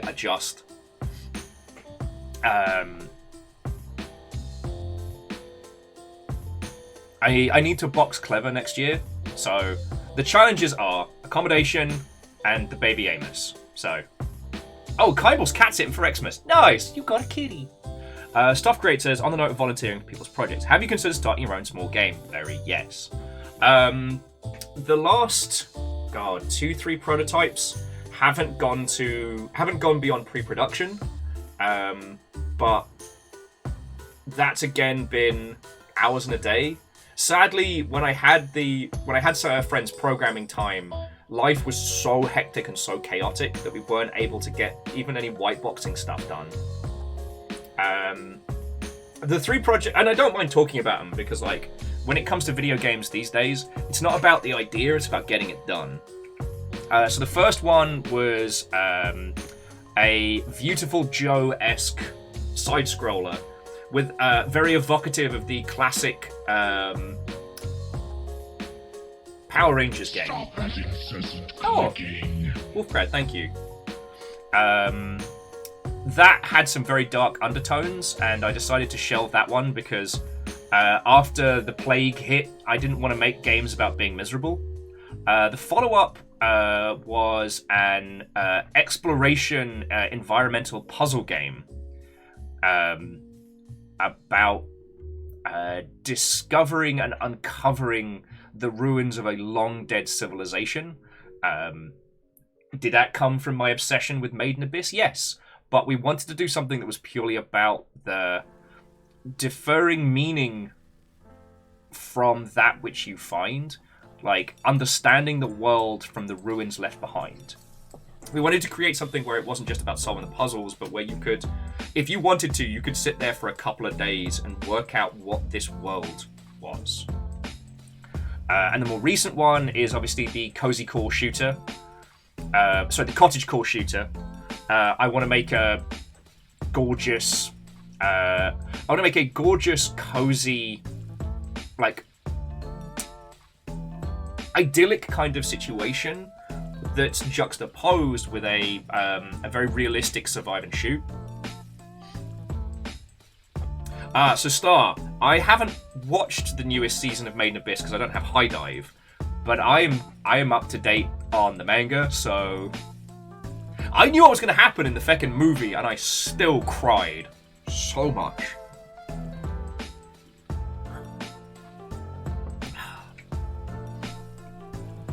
Yeah, so stuff like, you know, as you well know, planning games is dead easy. Making games is incredibly hard. So I hope you understand I don't put forward these concepts as if I'm somehow some alter genius throwing around his brilliance on the internet. But more just like, that was the arc. The Cozy Core shooter kind of came from that. The realization that you really don't have to... Mechanics don't have to marry thematics like they used to. And if you want to create a game which has a cozy aesthetic, but has some like combat mechanics, you can do that. The concept was basically your character comes across a busted out, ruined Studio Ghibli-esque cottage, and you like restore and improve this throughout the course of the game by heading out into this mystical forest and collecting what you need. However, I wanted to give the user a realistic firearm to give them a grounded sense in the space, so that all the beauty and all the threats could have a baseline. I didn't want the character to use like magic or like mystical weapons or melee weapons. I wanted to create something where you have a rifle. I also liked the idea of reading the ecosystem was as important as... Reading the ecosystem was as important as being able to spot threats in the ilk. But that's another story. Again, these kind of concepts are real easy to talk about, real hard to implement.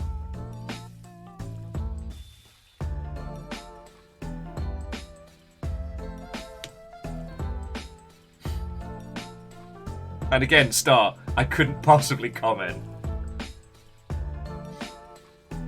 Oh yeah, Fearless, reading the ecosystem. Rain World showed me the joy of learning the ecosystem in a game, and that things that feel chaotic that later on you come to understand is really satisfying. It's hard to do. Again, in the conceptual phase of making video games, it's real easy to be like blah blah blah blah blah blah blah blah blah blah blah blah blah. Remember, friends, a game never made is always perfect. It has no bugs, it has no flaws, and no features have to be cut.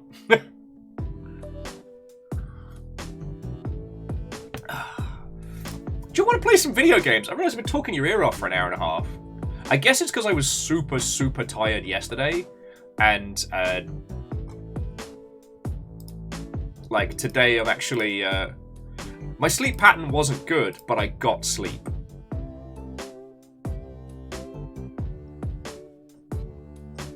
Oh god, we're gonna have to deal with the Game Awards tomorrow. I don't wanna...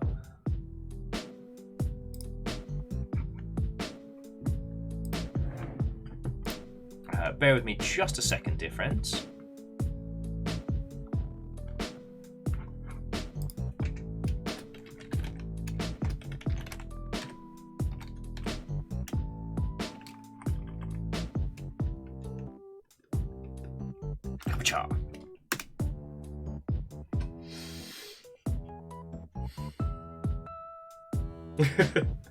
Stammering, possibly. I don't think we'll be streaming it here on twitch.television. There may be a heck of a long stream on the Discord. Yeah, the Keeleys. God. Oh, sorry. So the Game Awards is tomorrow, and I always have a complicated opinion when it comes to them. On the one hand, it's used very, very succinctly as a promotional tool, and it is used a lot to promote indie games as well as huge AAA bangers, which I appreciate. I resent that it is becoming the focal point of our industry, and that it seems to be more and more becoming the award, despite not having any real pedigree behind it other than Keeley's mates.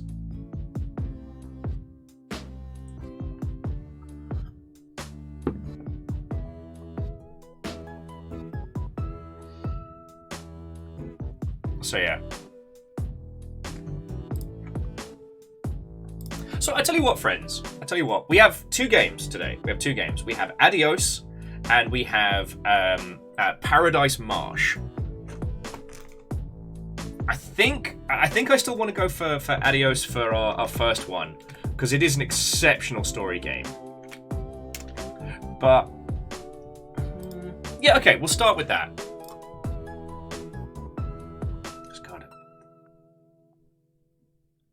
So I only know 2 people who've played this? Feckin' hell. Oh, Star, go for it. I'm just trying not to talk everybody's ear off throughout the day. You know what I mean?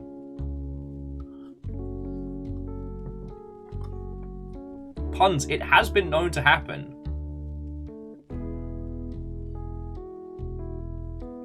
Star, I have heard of the excavation of Hobbsborough. That's on kind of our Wadget Eye playlist. I want to do Stranger Lands next week with you all.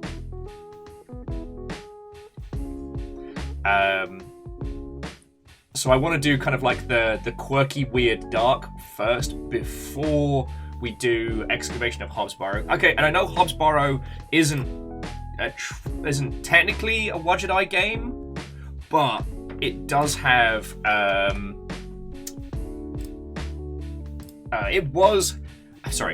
the voice acting and VO performances were handled by Wadget Eye. To start, the one I really want to do with you and everybody is the Golden Idol.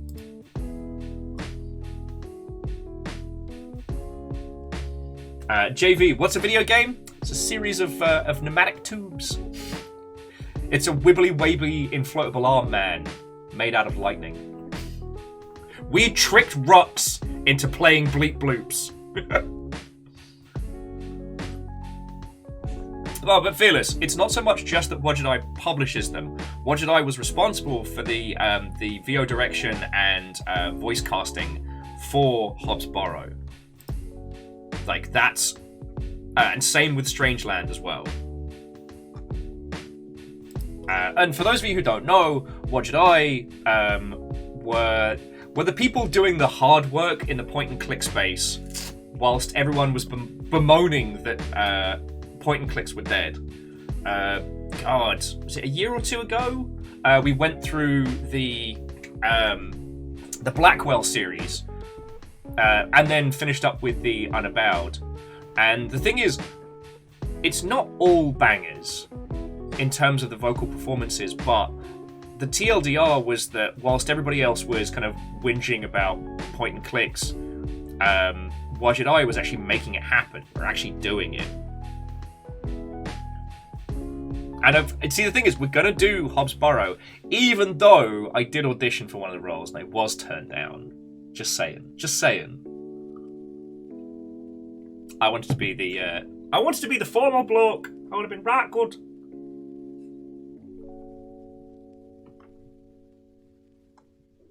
Yeah, it's a tragedy. That's all it is. Just a tragedy.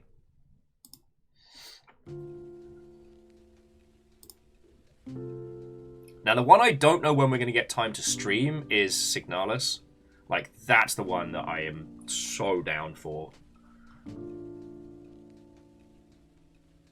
Oh yeah, Unholy Glee. Wadget Eye makes such incredible games. And I didn't mean to jump on your comment there, Fearless. I hope it didn't come across thusly. I wanted to make sure that people knew that, like, they aren't just a publisher when they work on projects like that. So, right! So our first game for today is Adios. Now, I have been very interested to show this to you since it dropped last year, but it was just a little bit too short. This game has a lot of freedom to it. So even if you watch this playthrough today, I highly recommend giving it a run through yourself.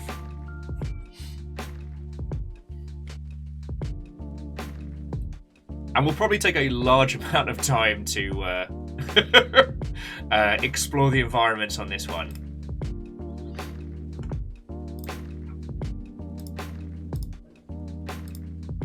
Okay. Sorry, forgive the multi-track drifty potato. I should probably tweet, shouldn't I? Do people even look at tweets? What are tweets, am I right?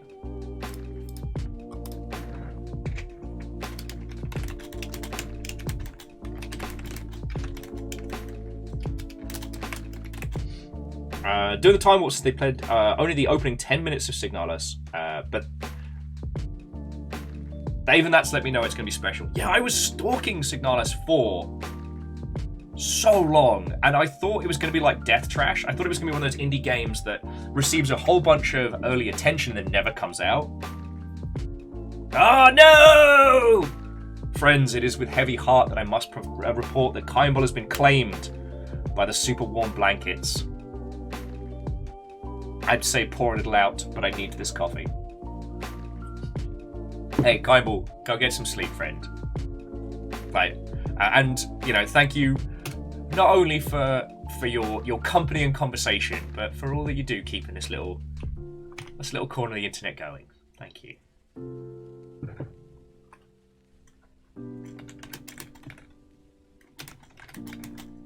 Oh, who made Adios? Now I think about it, I should probably tag them. JV says they tried the Callisto Protocol, refunded it, and will never play video games again. Yeah. I'm not sure how much of it I believe, but according to their studio head,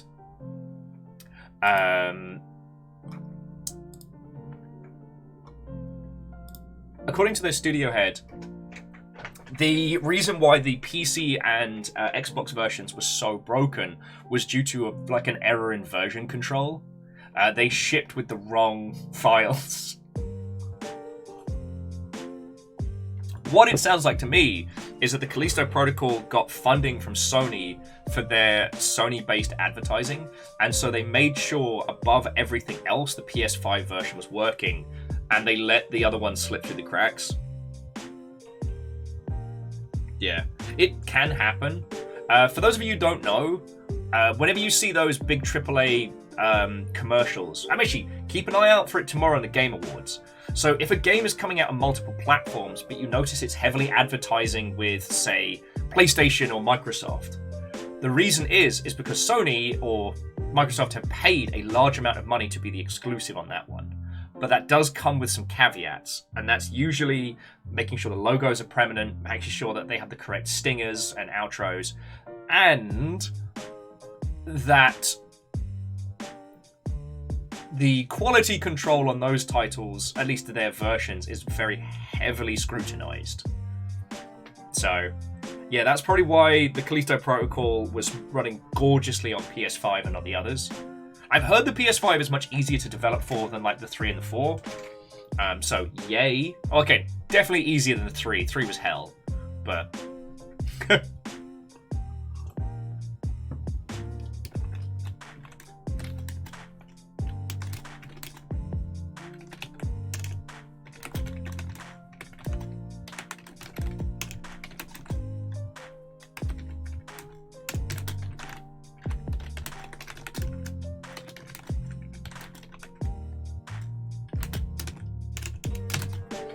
yeah, I kept wanting to make jokes for free bacon, but I don't think I'm going to. Oh, sorry, half of that was in my head.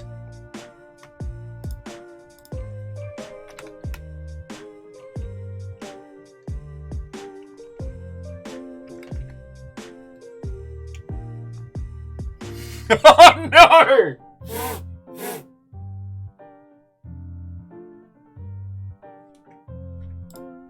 I'm going to hell.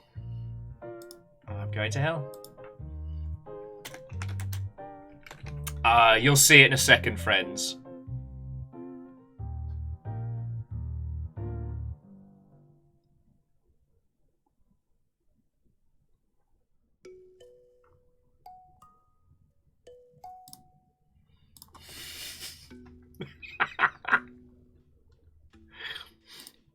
Alright, sorry, let me share my cackling.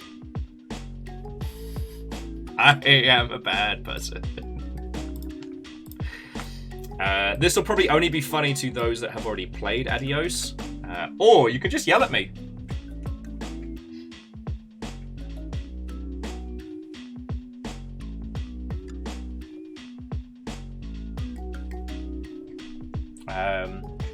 Well, so Jonas, I'm definitely looking forward to going through the Callisto Protocol with you all, because...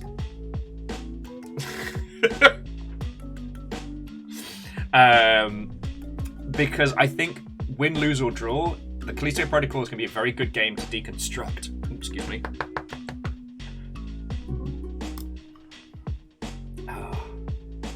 Oh yeah, and Fearless, it seems like loads of people are genuinely streaming Dwarf Fortress right now. I'm just afraid of it. If I start playing Dwarf Fortress, I'm going to ignore all of you lot. And if you thought yesterday was bad, oh boy.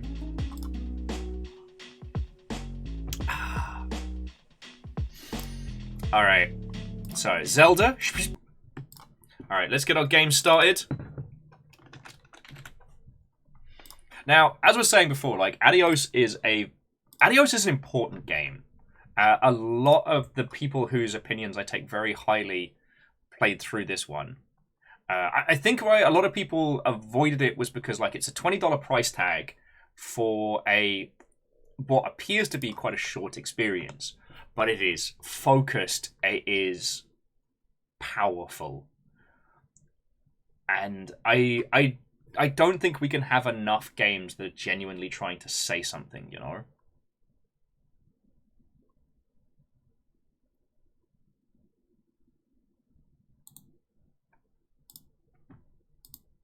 anytime now.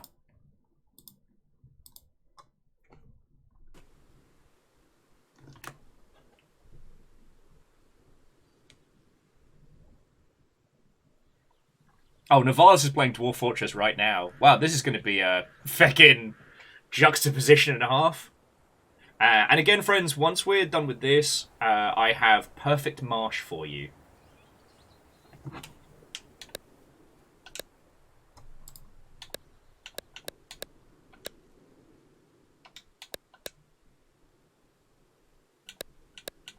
Get subtitles on.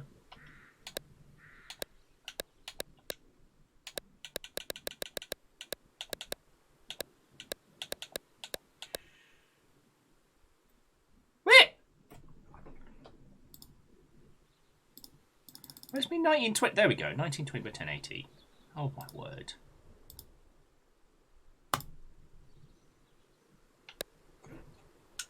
Thank you. All right. All right, we'll just give it a quick second for people to filter to in and out, because this isn't a particularly long title. So I think this is about an hour and a half, 2 hours. But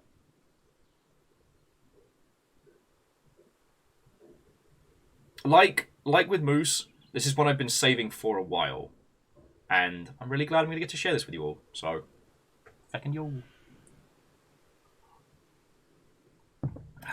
All right. Does anyone need a bathroom break? Does anyone need a quick bevy before we get started? Do I need a bathroom break before we get started? Do I need a quick bevy? I think I do. I just realised I've had, like, well over a pint of coffee. I gotta pee.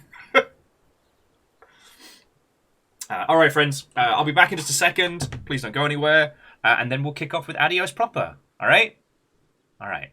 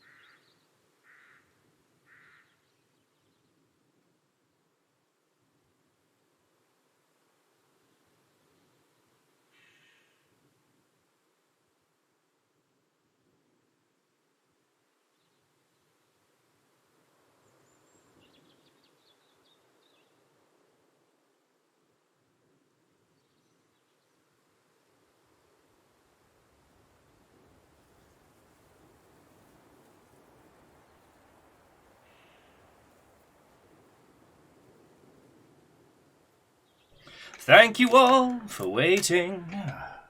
Okie dokie. Oh, sorry about that, friends. And seriously, thank you for waiting. I know it's not very Bezos heist of me to take ages. And to Alex Rose Games, I say what and welcome. It's going real good, friend. How's it going with you? How's it going with you?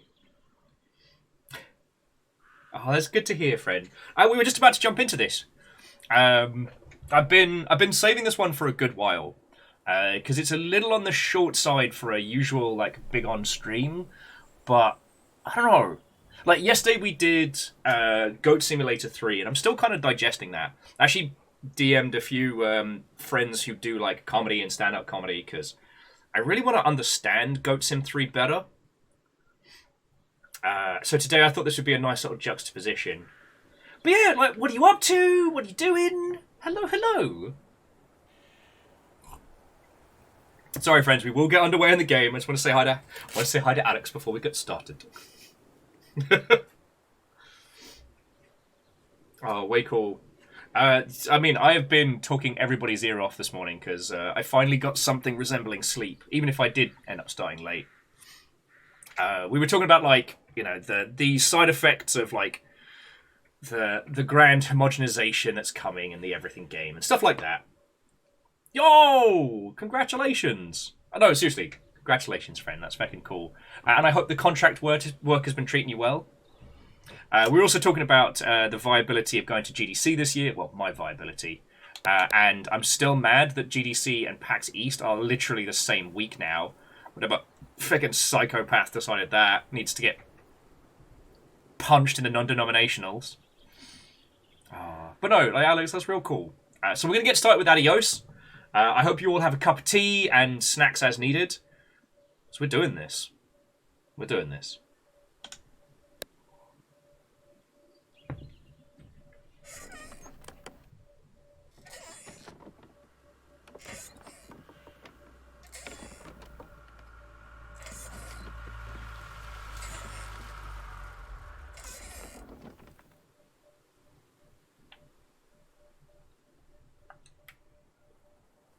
Journal. Tell him I'm done. Hey, Alex, the lurk is very, very appreciative. All right? I can't do this anymore. What? This. What? All right, I'm just adjusting the volume levels because the characters are very quiet. He said, I can't do this anymore. What, mornings? No. All of this. You mean the deal? Afraid so. What do you mean? You need better pay, different hours? No, nothing like that. I'm just, you know, done with this. Uh-huh. Okay. You wanna... Sure. Yeah, sure. Here you go. So, you're done, huh? Yep. You do understand what that means, right?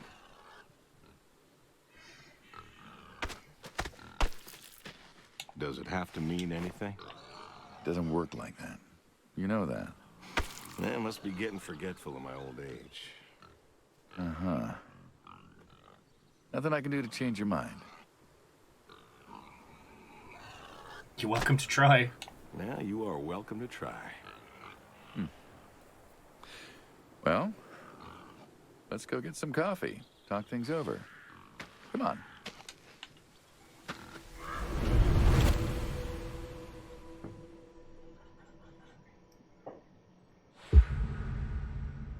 The breakfast. Smells delicious as always. Sadie was the real cook. Hey, don't sell yourself short. Not much that's better than your home-cooked eggs. Hope you don't mind, I left out the bell peppers this time. Can't stand them. Put jalapenos in them once. Never again. I don't know. That might be tasty. Well, if you say so. Not to change the subject, but how long we been doing this for, you think? 15 years, just about. Ah. Summer of 78. Why'd we meet? What was it? Bill was sick. That's why we met. Bill was sick. And you couldn't afford a doctor. No, we could not. So you needed my help. You or God's. Well, here's what I remember. I had a problem that night, and Jimmy was trying to help me solve that problem when who should come in through that door but you? Well, I may have been a little tipsy, I drove you home that night. as you're so fond of telling me. Jimmy knew we could help each other, so he called up Tony. We agreed, made a deal. We all agreed. Ugh. Anyone ever tell you you're no good at making coffee? Sadie did. Sadie did. All the time. Thought you'd have got it better by now. Well, Sadie made the coffee. I made the bacon. It's good bacon. You know, when I was a kid, I thought pigs were all pink with curly tails. Yorkshires are. Mine are red wattle. American breed. All right. Not a lot of them out there, you know. That's so. Mm-hmm. Always thought it'd be nice, you know, to raise pigs that was different. I had some Yorkies way back. Must have been, I don't know, before the service. Long time ago. I'm an old man. You and me both. So why the Waddles? Funny name. Like I said, American breed. Nearly went extinct. Thought I'd do my part to keep them alive. And that tastes good. You aren't wrong. You know, the other day, I was reading the paper. Look at you, an intellectual. Maybe. Anyways, I read that pigs were as smart as us. You believe that? Absolutely. I suppose so. How smart do you reckon? And Kestrel, I always make sure that I have breakfast, but only in capital letters. I do believe I know pigs smarter than people. Not a particularly high bar. We ain't that smart. Do you think the pigs know Know what? that they're food? Oh, pigs don't think like that. How do you know? 'Cause I know pigs. Pigs ain't like us. Well, sure, they're smart. They eat, they sleep, but they do not plan. They don't think about the future. And I suppose you... Every man does. I think I'm just about finished up here. What do you say I accompany you today? Sure. How do you reckon? Well, my visits are always so short. Figured I could help you out with some chores. Maybe figure out what's going on with your little sports truck in the garage. As long as you're okay with shoveling manure first. What about your sidekick? Protege. When I retire, he'll be the man you'll be dealing with. Good guy. Smart. Discreet. Ambitious. Like you, I guess. But, listen. I told you already. I'm quitting. We'll see.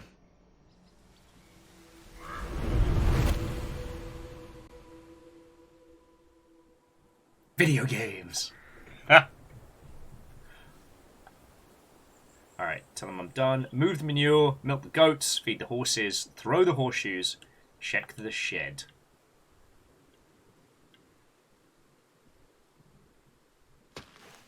I will check on the shed. Yeah, I like the idea. It cuts to the pigs who are drawing out like escape plans. So here's a funny argument I've had with people in the past. Why can we jump in video games? And it's not that like human beings can't jump. It's that within the space, like how often do we jump? And I'm not trying to make a bit here about you know freedom, choice, free will, etc.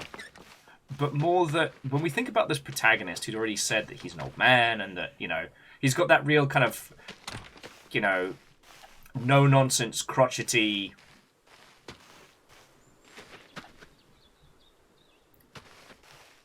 That no-nonsense, crotchety kind of widower's vibe. Gonna feed the horses. Horsey! Don't you own a tractor? What's that got to do with anything? Well, pigs I get. Goats too. Some fellas have chickens and cows. That's all well and good, but what's the point of a horse? Horses. They're God's most beautiful creatures. What, you just keep a horse around because they're beautiful? Horses belong on farms. Uh-huh. Feed the horses! You haven't got a saddle for him, so you don't ride him. He's no racehorse. Can't eat him. What's the point? I don't see the point in a farm without a horse. Gotta have a horse. That's right, horse. You don't listen to him. What's this about them being beautiful? Beautiful, really. Beautiful, he says. Spindly legs and bloated bellies and those weird teeth. Sleep standing up. Who sleeps standing up? Something wrong with that. Aren't you going to say something? I'm going to pet the horse. One day maybe this fella will understand. There you go. There you go. To me, I mean. I keep apples here because he likes them. Likes the salt lick, too. Want to feed him one? Nah, I'm good. Flat palm. You always feed him flat palm. Also, who doesn't get that horses are awesome? All right, here you go, boy. No, Yeah, C222.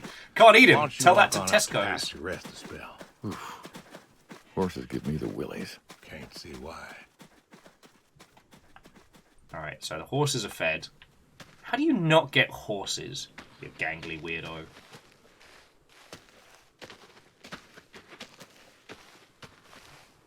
I actually used to be able to ride like 1,000 years ago, but it's been so feckin' long. I have no idea if I still can. Sitting down, being cool. But seriously, who doesn't like horses? It's GG's.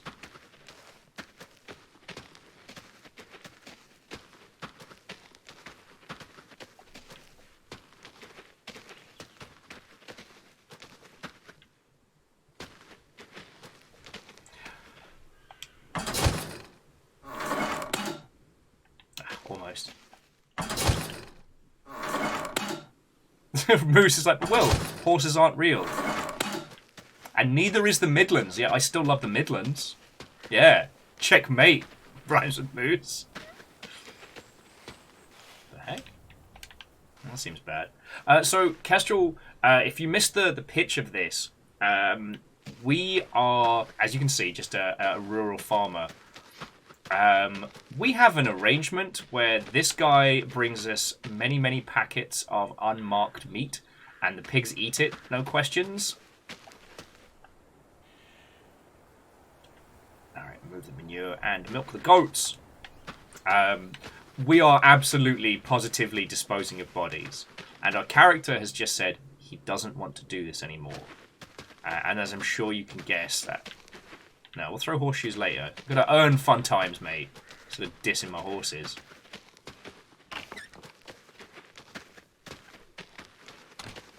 Yeah, it did have that something shady about it, but it's clearly implied they've been doing it for a long time.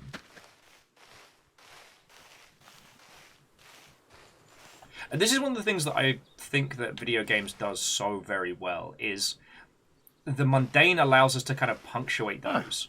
I've always wondered what was in this shack. Have you now? Figured it was just some old shack at first, but every time I asked what was in there, you haven't been forthcoming. I have not, no. Tried to take a look in the window once.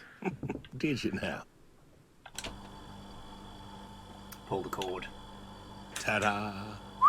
Beautiful, right? Pop machines. Here I figured you had a deep, dark secret. We have a deep, dark secret. This here is one of my hobbies. What, collecting them? Well, sure, I collect them, I guess, but that's not really the point. Is there a point to any hobby? It depends. What I meant was that it's no fun to just collect them. I fix them up. That's where the real fun is. Makes sense. You got any hobbies yourself? Me? Well, who else am I talking to? I mean, who doesn't have hobbies? Who doesn't have hobbies? What's yours? Reading, I guess. No, Reading it's isn't a not. hobby. Yeah, of course it's a hobby. What do you think libraries are for? Well, everyone reads. Heck, I read the paper every day. But reading isn't a part of your personality. It's just a thing people say they do when they don't have any other hobbies. You really believe that?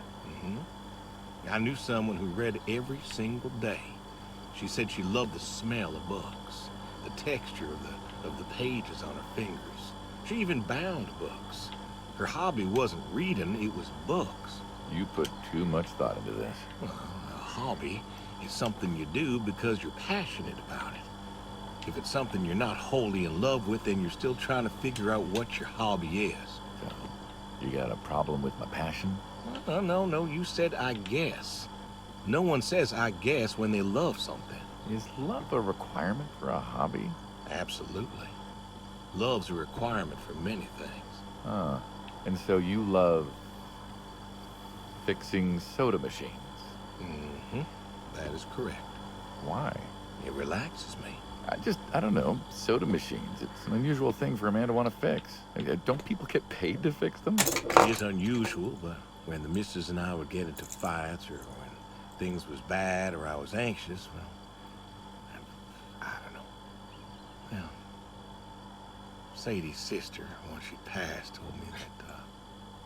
told me that it was all right to cry, that it wasn't weakness, that it was okay. And I remember sitting there in that empty living room with everyone murmuring and telling me how sorry they were, and I didn't feel like I needed to cry. Didn't you miss her?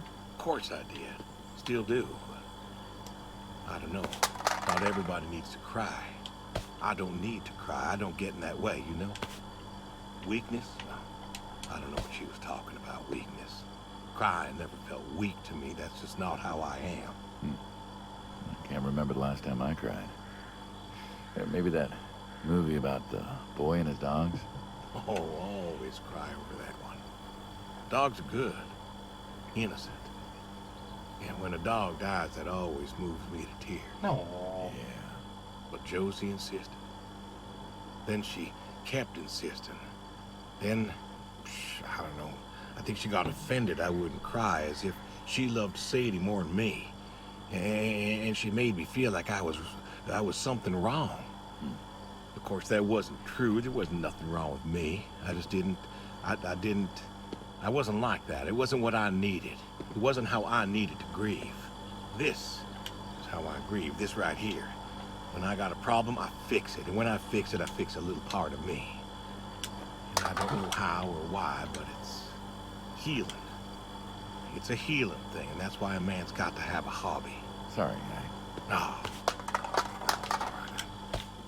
I figured, you know. I figured if someone's got to know, this is my quiet little hobby.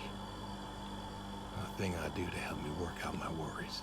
Well, yeah, looks like you fixed this one up real nice. I'm proud of it. Proud of all of them. But I'm proud of this one most. Thank you for taking the time to show me. There's another reason I wanted to show this to you. What's that? If you want it, it's yours. What am I gonna do with a pop machine?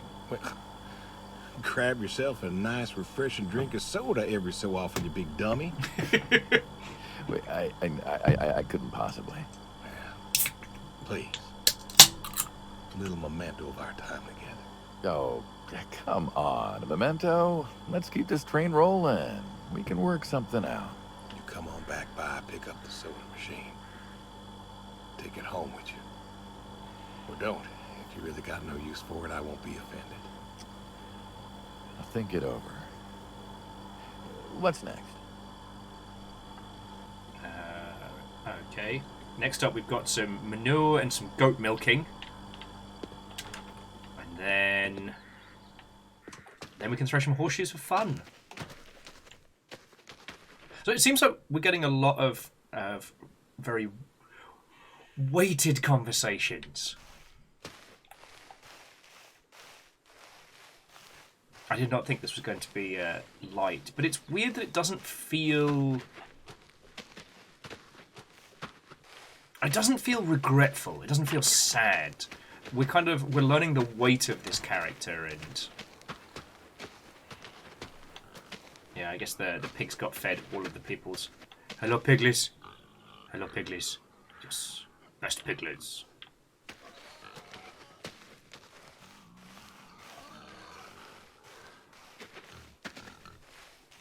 All right, Pope, the shovel. What's Now. the wheelbarrow for? Hauling. Hauling what? Fertilizer. Fertilizer. Ah, and what are we going to do with this fertilizer? We are going to fertilize. Well, not now, it's October, but we're going to put it in a nice big pile where it belongs. We? Well, you did say you wanted to help. Yeah, guess I did. So help. Pick up that shovel over there. Shovel it in, wheel it out, dump it, and we're good. And you do this every day? Mm-hmm. Most every day. And you want to keep doing this every day? It's my routine. Shoveling shit? Someone's got to do it. That isn't the first time you've told me that. Oh, yeah? Vietnam. Yeah. You know, I did some digging on you, personally, not the shit kind. Know what I found? I reckon you'll tell me. You went back. What happened that day in the valley? You saw the report. Not gonna talk about it. Come on. No. Suit yourself. But you got a medal. You didn't have to go back. Had a wife and kid here. In a time where most of us were trying to figure out how to stay home. You went back. You going somewhere with this? Think it'd be fun if you told me why? While we're shoveling shit? I was recon. You know that, I reckon. Was in the hospital, staring at the ceiling, magazines next to me on the bed. And I had this, moment. A moment of clarity. A revelation. Uh-huh. And the revelation was this. Them protesters weren't doing a damn thing. Okay, this The took a... hippies and the bands weren't changing anything. You know who was? The Vietnamese? The Russians? No. The news. You hit someone hard enough day in, day out with the realities of war, pretty soon they'll tire of It's it. not where I thought this was going, but Vietnam. okay. That was our first time that close to war. So, I figured, You figured? you ain't the only one of us who's killed people. Why do you think I offered you that job back in '74? Turned it down for the same reason I went back. They were telling us our patriotic duty was to go and fight for our country. Well, that's what I did. You weren't recon when you went back, though. Went back with a camera. Talked them into letting me help with the press, keeping them safe and all that. So I did. And I took pictures. Took all the pictures I could. I fought in a different way. Did you win? We pulled out a Nam, didn't we? Mm-hmm. And now you're here. Great big war hero. Shuffling shit. Yeah. Shoveling shit. All right, goat time. Where are the goats at?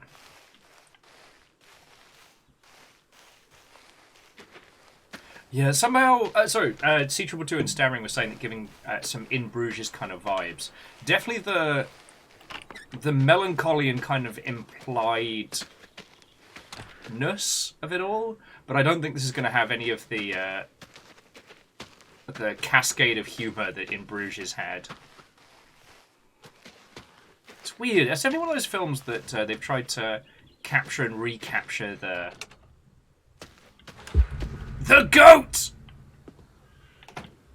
You know, back home they call you the pig farmer. That description is apt. And yet, you also have goats. I do also have goats. And a horse. And I had a dog. Tried cows once. Bill raised a newt or something, but, well, it died. Well, most people have, I don't know, chickens and cows. You got goats. Is The- that, judgment I hear? No judgment, no. Just wondering, why goats? Goat milk. There can't be much profit in that. Well, there's enough. Besides, I had you. Have. You still have. As I've said, I'm no longer interested in that particular revenue stream. We're the ones who sever ties. And you don't want us severing ties. I believe I made myself clear. You know, I feel like we've had this conversation a couple of times now, and you still don't seem to get that I'm done with this line is just gonna look really silly at the end of the day. You were asking me about goats. Yeah, goats. I like them.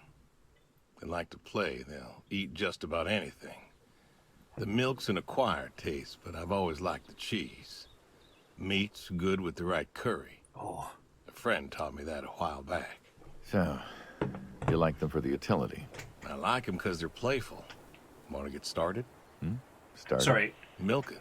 I didn't mean to seem dark there. Rilu was in chat yesterday talking about the curried goat that they made, and Oh, hey, really? I've always wanted to try that. Well, here's your chance. My goats are smart. They know what's up, so they'll just walk up. Here they are. Come on. Now they'll just take their positions here like they should. Got feed all ready for them. Just you take a seat there. Not very comfortable. Suppose not. Yeah.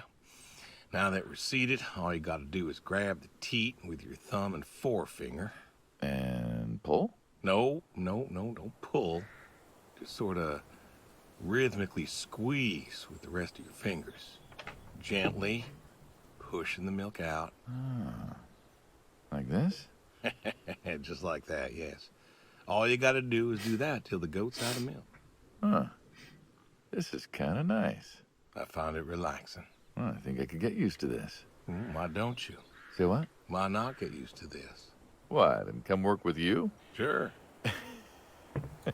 Yeah, some folks might take issue with that. Well, can't make everybody happy. Better than ending up shot.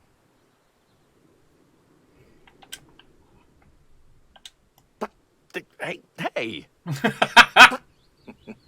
Oh, gun down. Life over just like that. I usually get to shoot back. Well, we all wind up dead in the end, don't we? I'd rather live as long as possible. What good is that? Living? What good is living if you ain't happy? Who says I'm not happy? I'm not. You could be. I don't think I could. Well, that does it for the goats. and the mood. Kestrel, I think it was, which makes those two shots slightly more haunting. And yeah, Sea Trouble 2. So yesterday we learned all about the whimsical, playful nature of goats in great detail.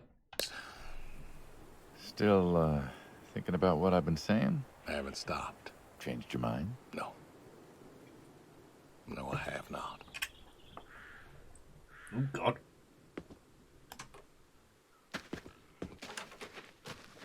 Now it's time to play some horseshoes. I'll wreck this guy.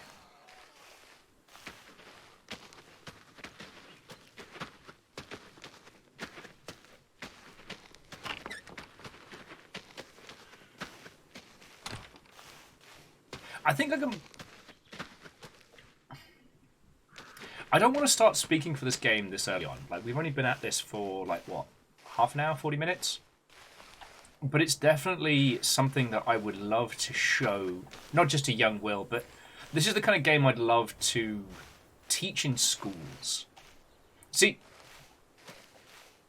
if this was a short film, this would be very, very indulgent. Like, two characters having nothing but, like, backstory, exposition, conversations with each other, doing menial tasks. Like, that's the kind of dialogue you have to earn with an audience. You can't just throw characters at them. There has to be more than. But with games as a medium, because we are here, we have agency, we have action. It only progresses because we do something. You know, we have these menial tasks that actually require us to engage. it means that there is something beyond just a lot of... I don't want to call it indulgent conversation or indulgent dialogue as a diss, but it feels less exposition vomity because we're doing these little things, even if we did just shoot boy goat milk at our supposed handler. Scotty, how are you doing, friend? Watto and welcome.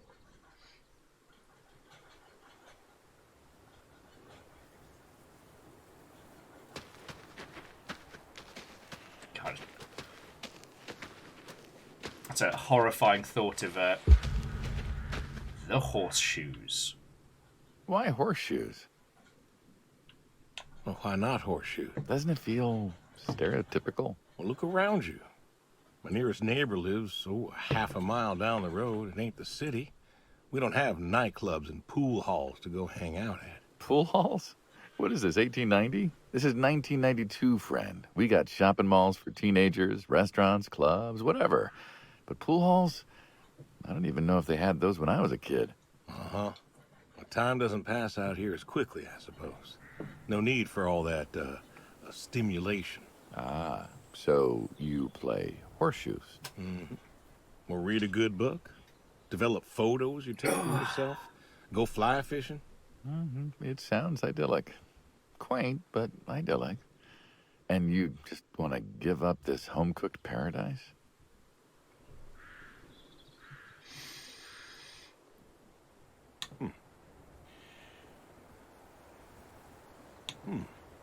Okay, so some of our choices are starting to dissipate.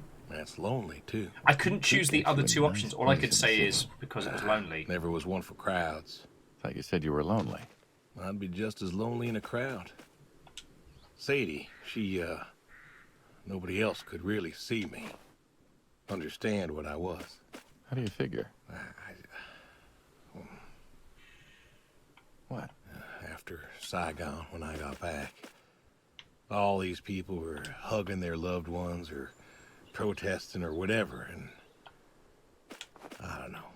I never felt more alone in all my life. I was home. I should have been happy, and I wasn't. Well, it wasn't a popular war. You lost friends too, right? Yeah. Yes! I got home. It was dark, and there was Sadie, waiting for me. Porch light like a halo around her head. And I knew I wasn't alone anymore. So you came back to your high school sweetheart. I thought he'd have married her by then. I didn't think she'd wait for me. Why not? You're a handsome guy. I bet all sorts wanted you, especially back then. Women love a man in uniform.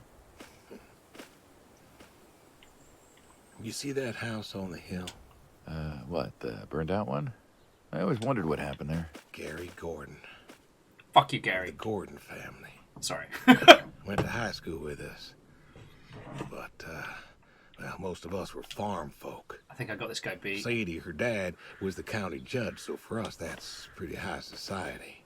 The Gordons owned a lot of land, and all that passed to Gary after his ma died.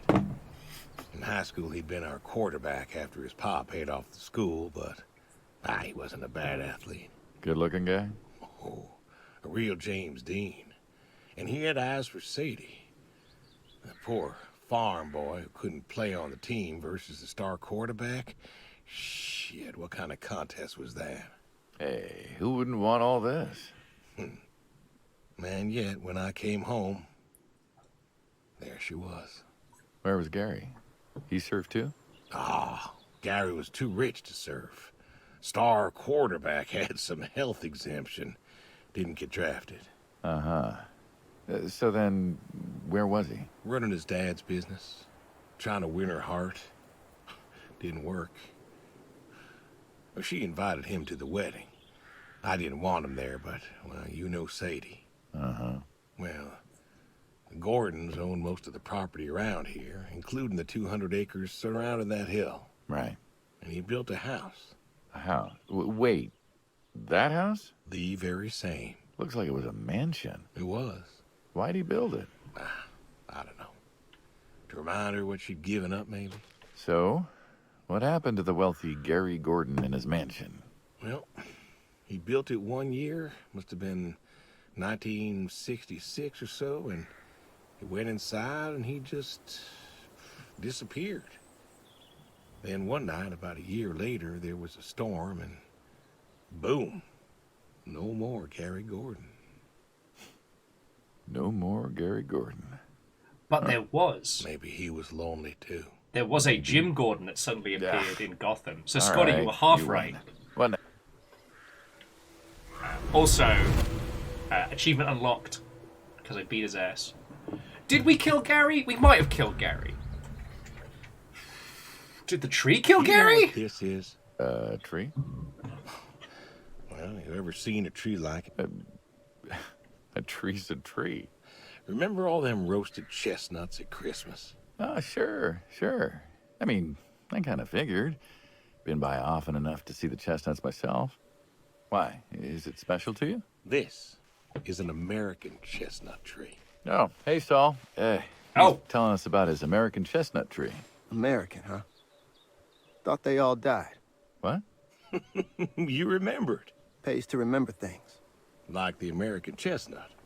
I'm a little lost here. Oh, a couple weeks back, Saul came by, said you couldn't make it.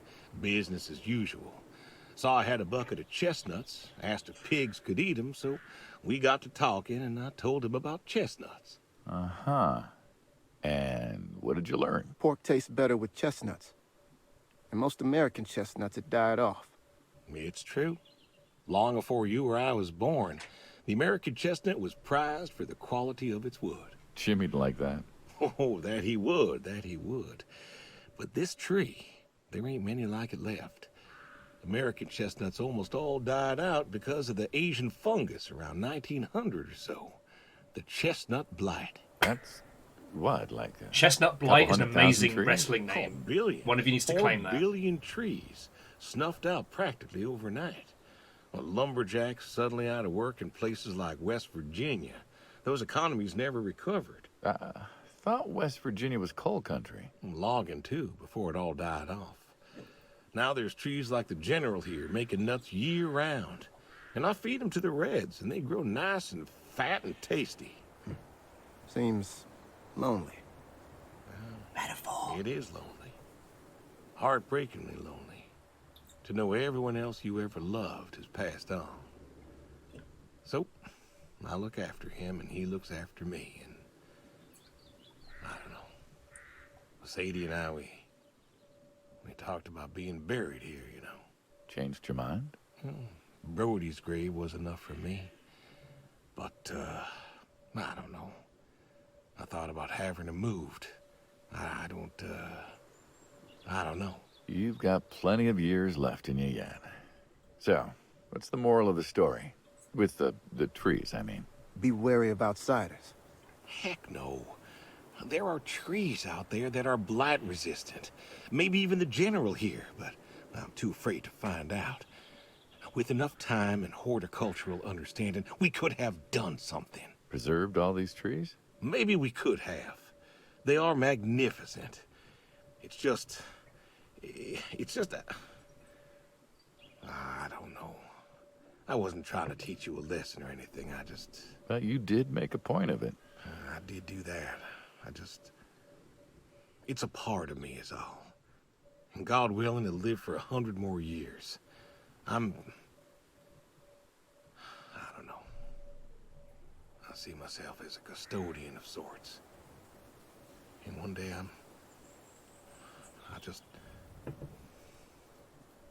Saul, go ahead and wait for me at the van. Hey.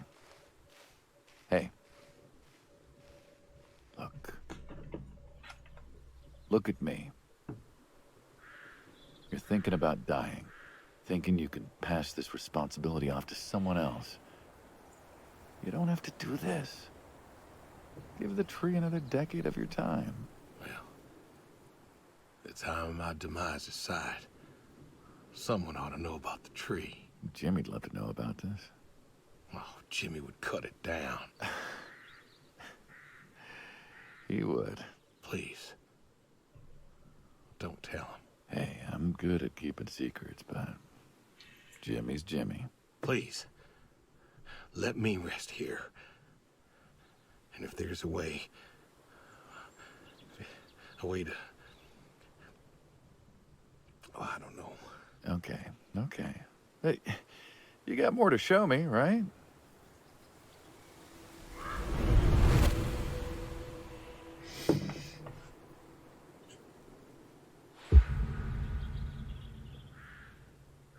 We found the way. The garage, huh? No tour would be complete without the garage. I have to ask, why a sports truck? I think they're called coupe utility, but, you mean why not a sports car? Yeah, I mean, I always figured you'd have a midlife crisis like the rest of us. Sports car, motorcycle, an affair, something like that. Couldn't really say why I love these so much. Saw mine one day, fell in love. With that? Mm-hmm. Had to bring her home with me. I'll admit, it has a charm to it. But she won't run. No? Well, pop the hood. Let's take a look. You're serious? Sure. Already had my midlife crisis. Motorcycle? Sports car. And these puppies, well, they're similar enough. Some of them even use the same engine. We can figure this out. All right. Pop the hood from the driver's side door. Now, let's see here. Can you get me that drop light? My eyes aren't what they were.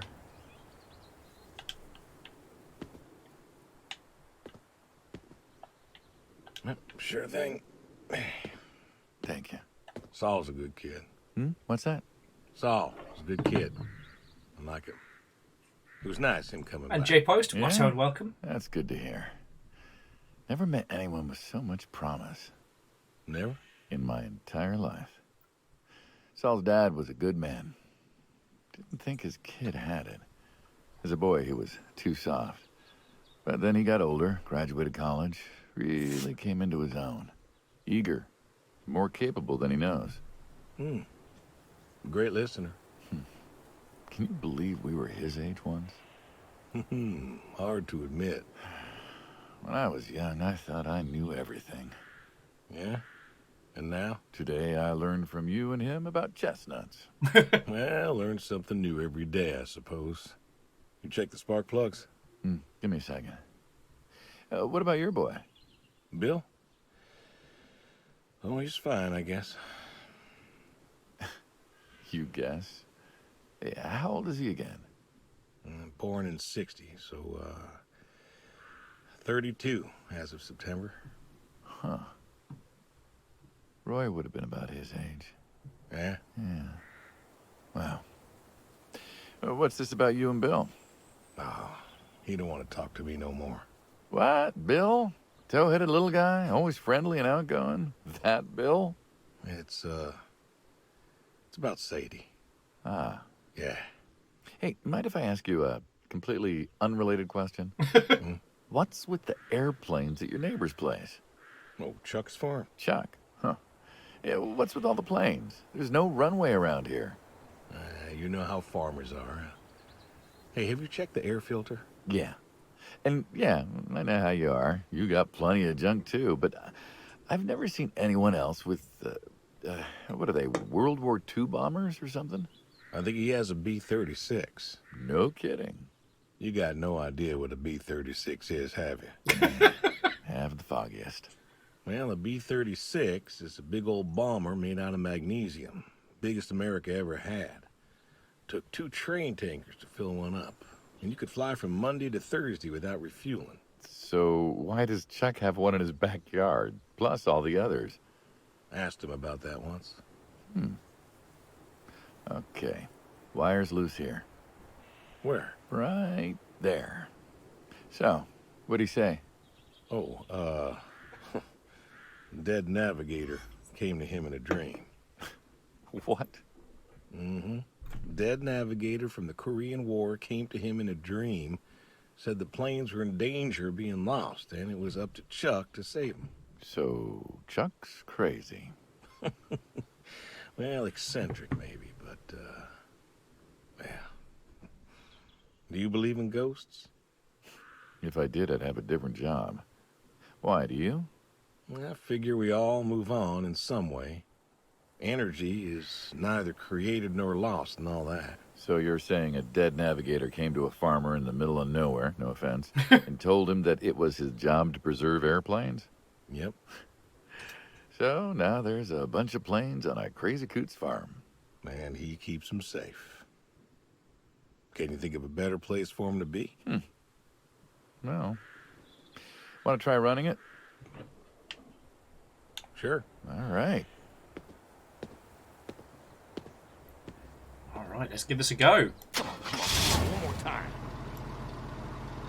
Looks like she'll give you a few more years yet. Yeah. Remember Slick? Sure. He always wanted one of these. Where is he now? Fighting Saddam. Jimmy tried to find out. Classified, I heard. Good kid. Angry. Well, maybe when he gets back. Thinking of giving him the car is, what, thanks for his service?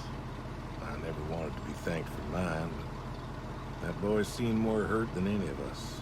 Deserves better than that old Pinto is. Yeah. Well, where to next?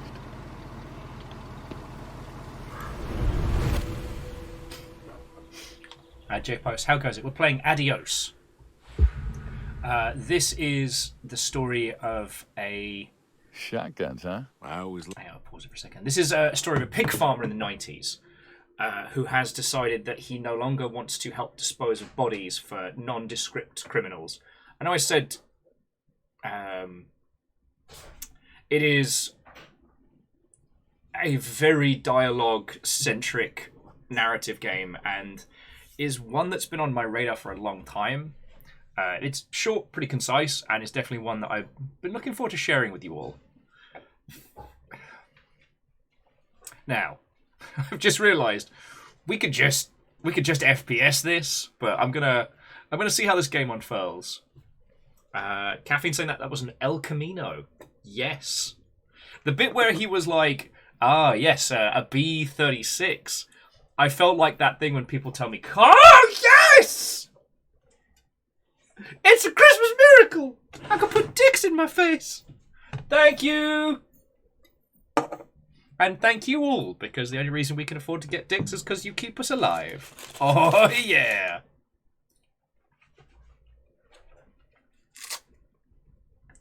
So at J-Post, when people find out that I don't know how to drive, they tell me car stuff. And it's that thing of, like, thank you for telling me this, but I have no frame of reference. And yes, praise be to dicks. Ow. In Seattle, we have a hamburger chain called Dick's Hamburgers, and they're very, very tasty. Verdant Flow, they do still have ice cream. I've only had Dick's ice cream when I've been very drunk, so I couldn't tell you if it's still good. Supposedly the milkshakes are very good. Milkshakes are solid. Assuming it's like any other unassuming. Venus is a milkshake, so they're good, very unassuming. Oh yeah, Moose, that's the thing. Because I have no frame of reference, when people tell me car stuff, I have no way of knowing if they're just making things up or what have you. Oh. So the B-36 Peacemaker was a huge feck-off bomber. 6 propellers the size of a helicopter's and 2 jets for cruising up high. Damn.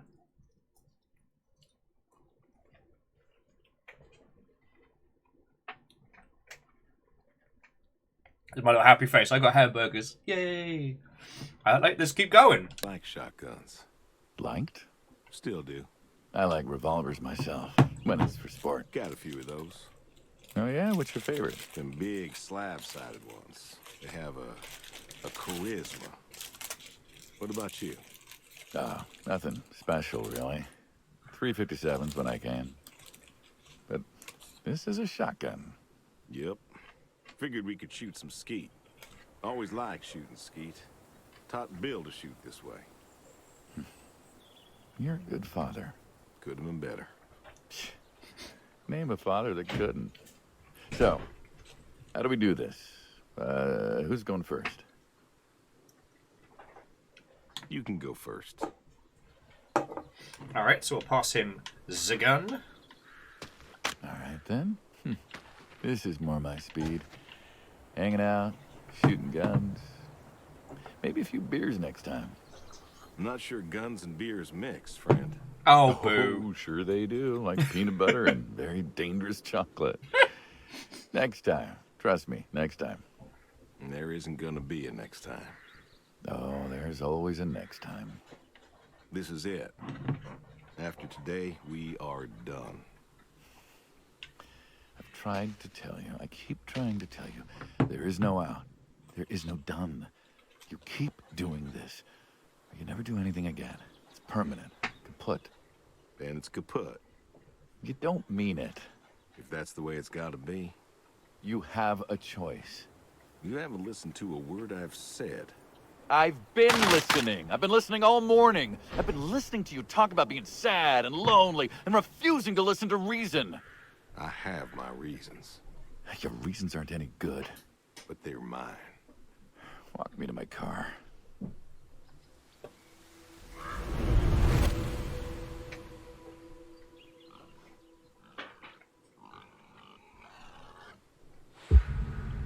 The goodbye. Corporal, thank you again. So, this is it then. It is. Why? Why are you doing this? Because I need... We're friends, goddammit. You don't get to get all stoic on me. I know losing her was hard, but there's gotta be something. Gotta be. I can't take care of the farm like I used to. There isn't much point anymore. So sell the farm. Move into the city. Meet someone new. Do you believe in hell? What? Do you believe in hell? I'm not scared of hell, if that's what you mean. I didn't ask if you were scared. I asked if you believe. I don't know. Well, I do. And I think doing this, I think that's where I'm headed. And why? You think you can buy your way into heaven? I can't take back what I've done. What I can do is do something right. Why? Because I want to see her again. That's all. I just want to see her again. And I figure I'll do one right thing with my life, just one thing. Maybe I'll get to see her again. One more time. And this is your one right thing. It is. How do you know? How do you know if any of this is true? I don't know. But I got the notion, and the notion's got me. So, least I can do is tell you adios. Piece of the thing. What else is there to say? Not much, I guess. No. All right, then. Have it your way. I'll be back this evening. You get an afternoon. Do whatever you gotta do. Just, leave the door unlocked. I can do that. Adios, friendo. Be seeing ya. Fuck.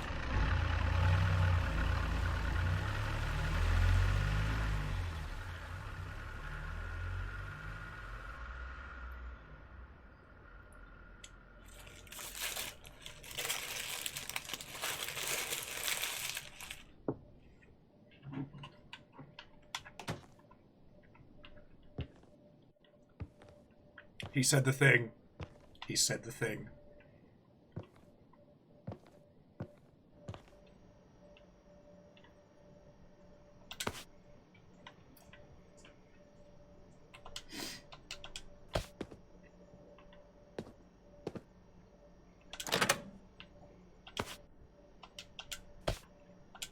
Oh, sorry. Oh, God, where are my fucking manners? Does anyone want anything from the kitchen?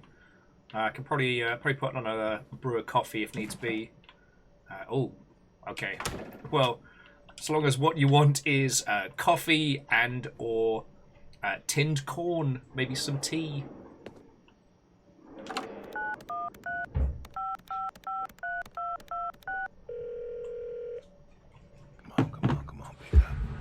shit. Pick up. Dad? Bill, well, now how'd you know it was me? Caller ID. I don't know what that is. It's new. Tells me who's calling. Huh, that's some real fancy stuff you got there. Uh-huh. Listen, I'm busy. Why are you calling? So again, I don't have, please don't hate me, and I don't have because this is the last time we'll speak.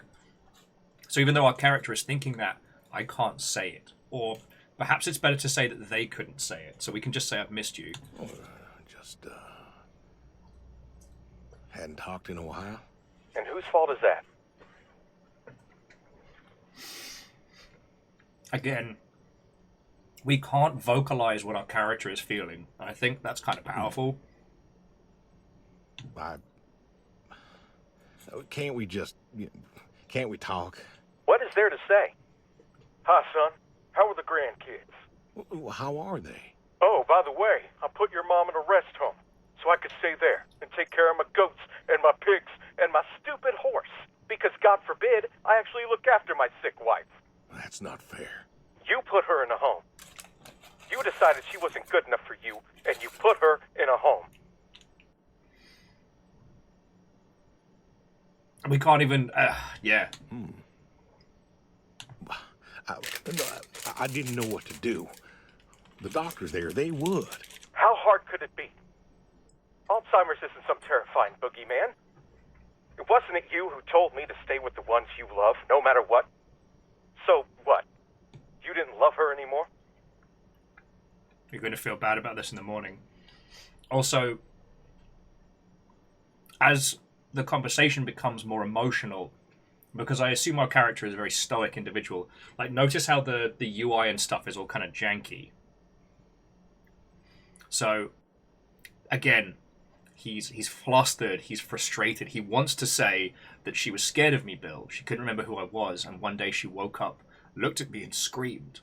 But he can't say that. Don't you dare. You gave her up. You gave her up to doctors and nurses. You know what they do to people in homes.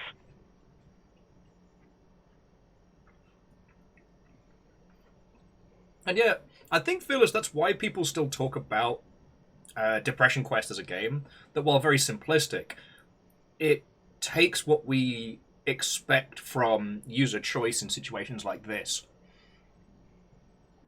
And it shows that struggle of the human condition where there are times when we want to be able to say something. There's times when we should, but we can't for a myriad of reasons. And representing that is powerful. It was the best home money could buy. Money. You and your damn money. Cared more about being a rich pig farmer than the people you were supposed to love.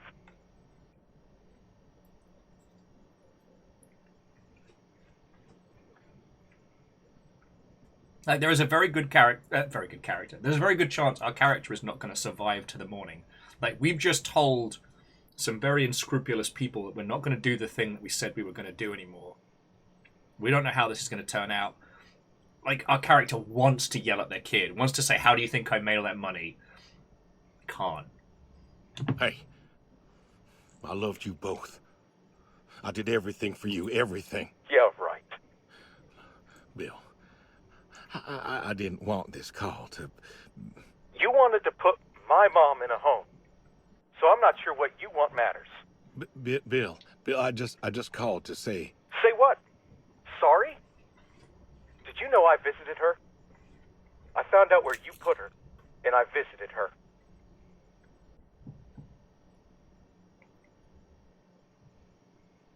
Please don't say she talked. They're listening. Please don't say she talked. Oh, no.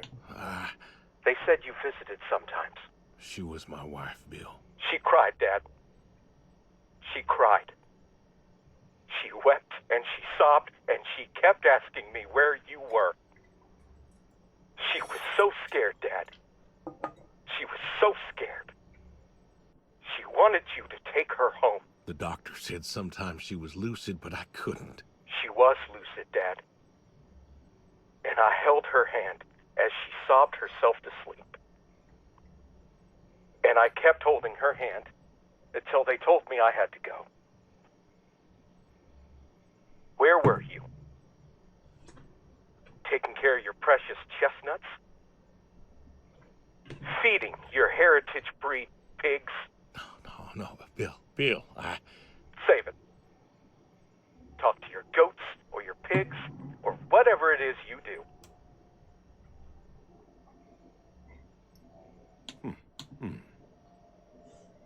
I just wanted to tell you goodbye, Bill. I've got some of your stuff all boxed up. If you wouldn't mind coming by in a few days to pick it up. We'll see. Goodbye, son. You'll never make this right, Dad. I'm still trying. Oh. Check on the horse. Catch a fish. Call the neighbor. Oh. Oh. I knew this game was going to have some weight to it.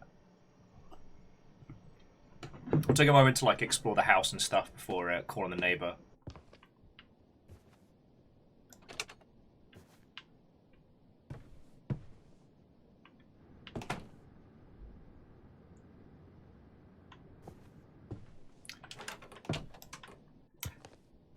It sure is an FPS arsenal of stuff down there. Alright, well, we're going to go say hi to the horse. We'll say hi to the GGs before anything else.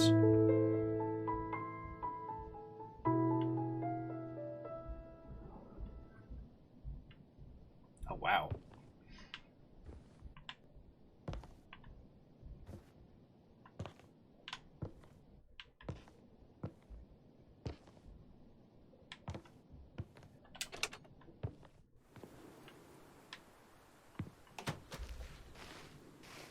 My lovely horse. Sorry, I don't mean to bring the mimetic brevity into this.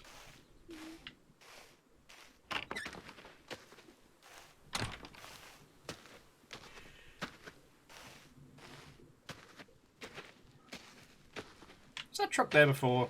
Did I notice you? Alright. The Horse Part 2. The Rehorsening. Alrighty. Come on now. That's a good boy. Where are you going with your fetlocks blowing in the wind? Big Run GG. an apple. Granny Smith, just like you like. Good boy. Part 1 was just a rehearsal. You've been real good to me. You know that? Brought me a lot of good luck. Good times. Without you, I don't, I do not know. I want to thank you. I want to thank you for all you done. Gonna go ahead and leave the barn door open behind me when I go. You want to leave, you go find someone else. I figure I'll just, I'll leave you to it. Wow, I think the horse has turned its back on us. It's brutal.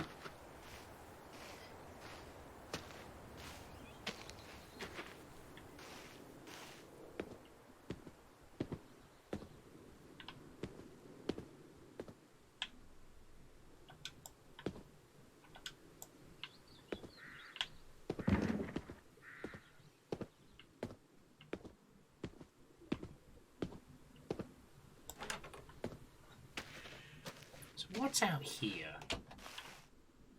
Colour me intrigued. Is this like a storm shelter?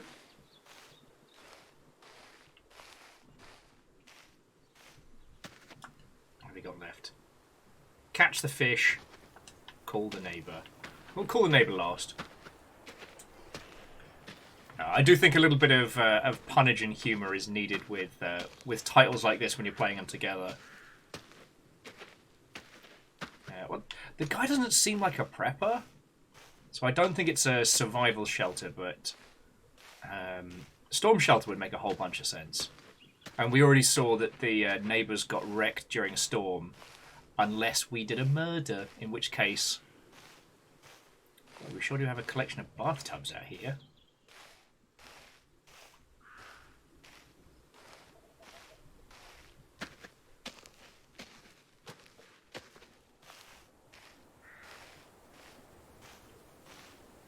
I'm just going exploring at this point.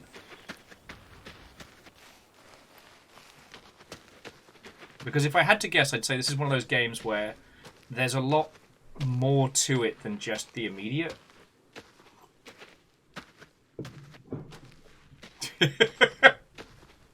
Look, Scotty, I looked in the basement area and I saw the wall of guns that looked like it was from a Hitman game, and my brain went, boss fight?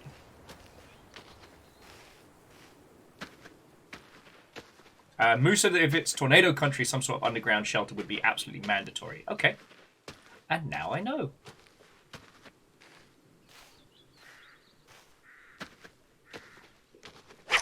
Oh. The fish! Alright, Mother Hubbard. Doing this. It's just you and me. Catching the Admiral.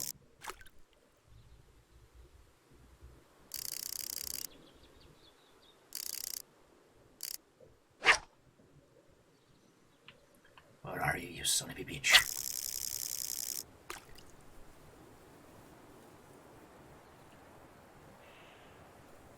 You're here. Oh.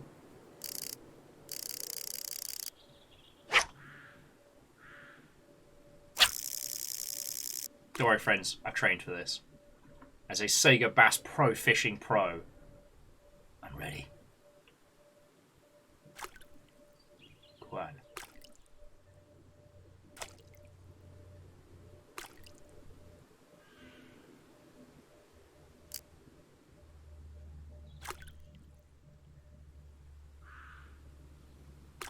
Come on.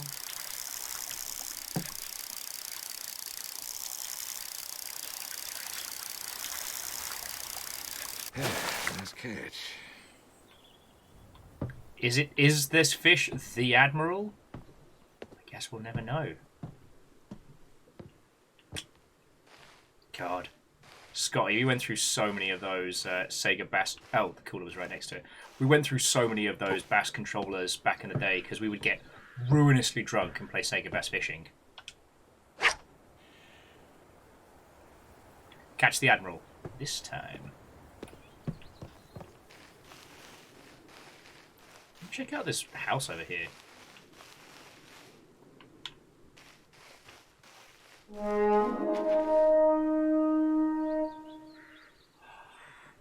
I do not believe you could have brought in a larger raid for a more chill game. Holy crap! Joe!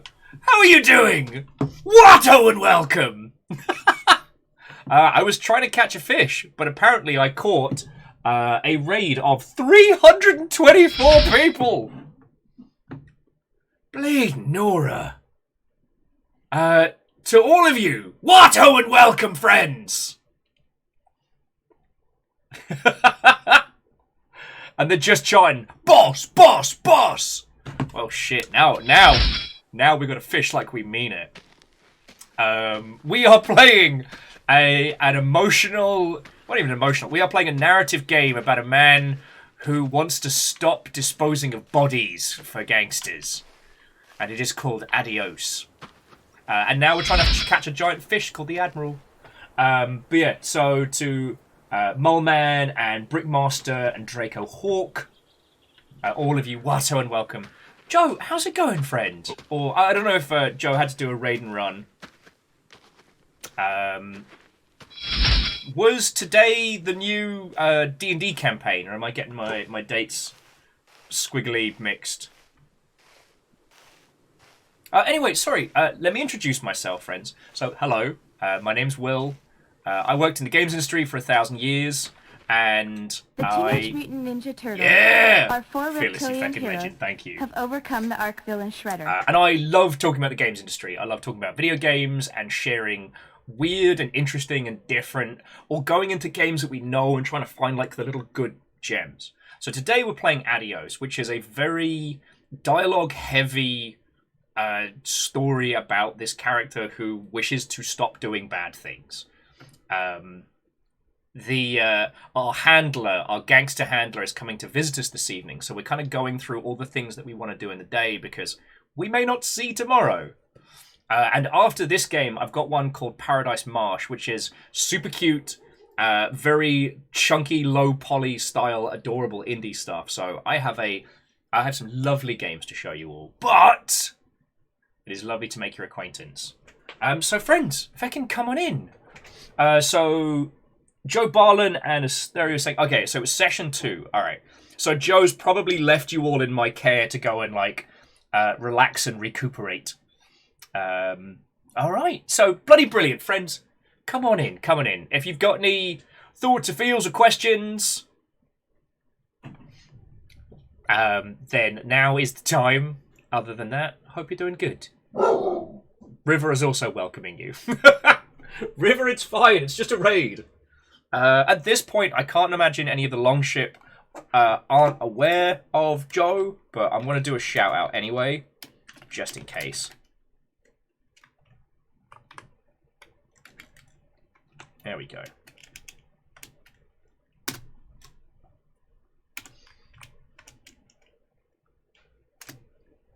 There we go. Just on the off chance that anyone Longshipian-wise.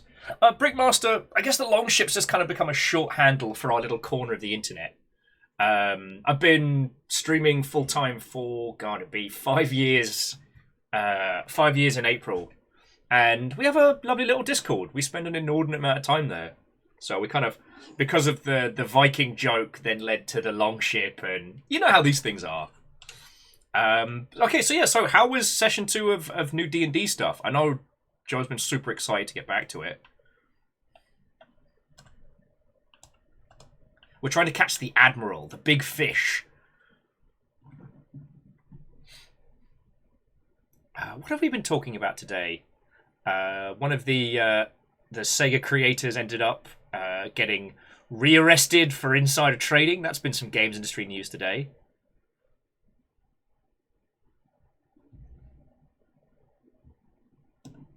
Oh, here we go.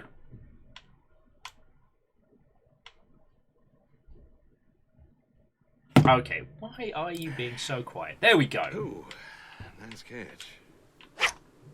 Okay, that wasn't the Admiral, but we're going to do this. But after we've done this, we need to go see why we have a whole heap of guns in the basement. But yeah, so this game is called Adios, and it is wonderful. Come on. It's a really good example of...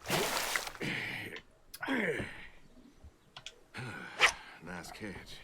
Alright, the Admiral is definitely in here. It's a really good example of a game that uses the things that make video games brilliant to tell its own fantastic little story. We were talking about it earlier, that because we've come to know the characters in this game from the dialogue and discussions they've been having with each other. It's got a fishing mini-game, already top 10 for the year in Will's book. Ooh, nice catch. I mean, Bacon, I couldn't possibly cop... Yes, it does.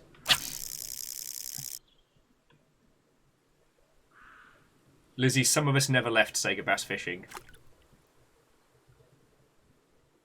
Come on.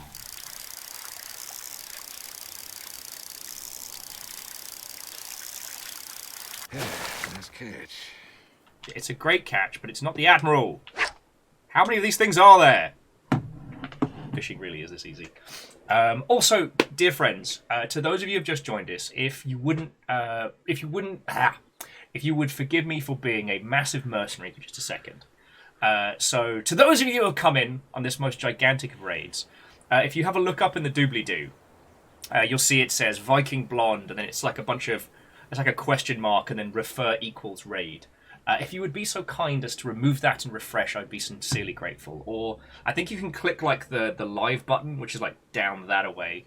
It's basically, it helps me it helps me convince Mr. Twitch that we are actually here and all hanging out, and that I haven't kidnapped you all or holding you for metrics-based ransoms. Okay, clicking the live button does do it. Thank you, Scotty.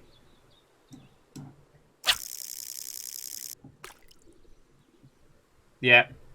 Also, Scotty, we weren't supposed to announce that the Longship is going to be an all-fishing channel now. Come on.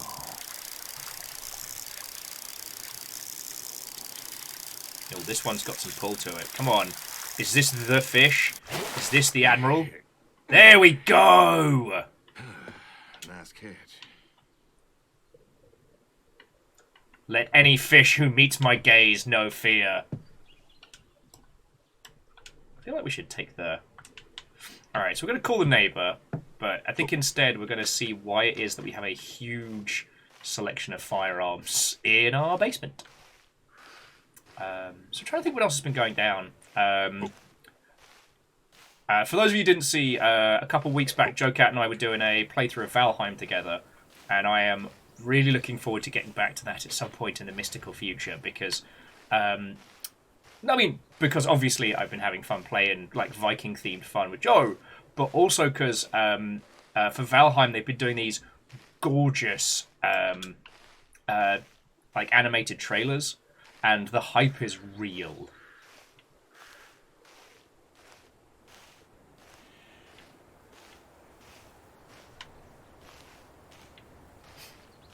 Let any fish who meets my gaze know fear. I am powerful, I am alone, and yet I fish.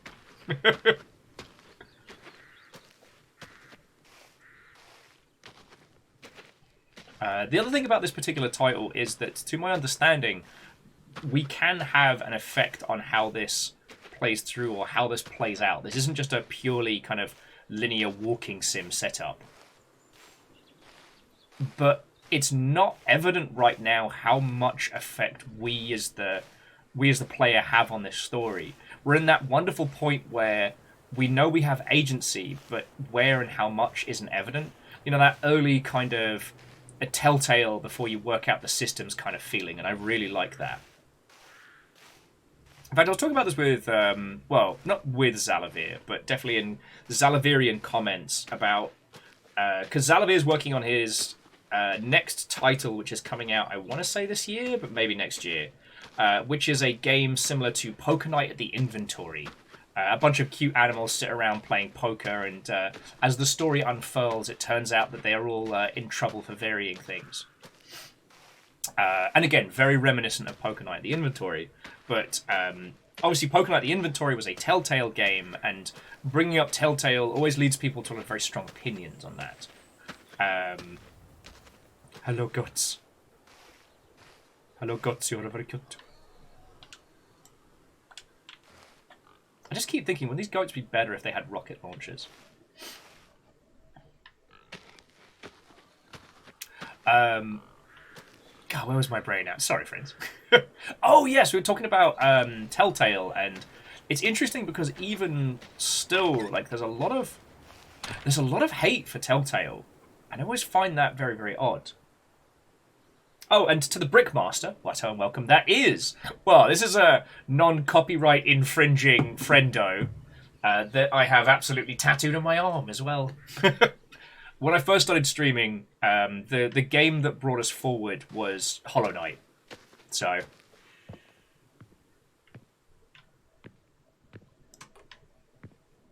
it's kind of become, I don't know, it's become something important to us, you know? Did we check upstairs? No, we didn't check upstairs. Okay. So this is Bill's old room.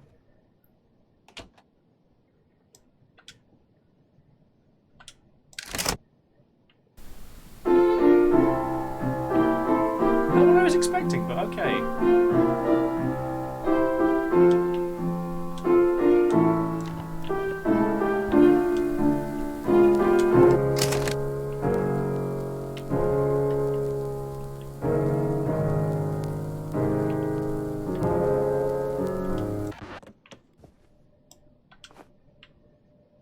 pretend I didn't throw everything on the floor. I get the feeling like Gone Home, one of these tapes is probably going to have something to it. Oh, Verdant Flow was saying Walking Dead ain't their save. No! Well, that would be a really good t-shirt design. Oh, here we go. This one says, The Fool's Confession.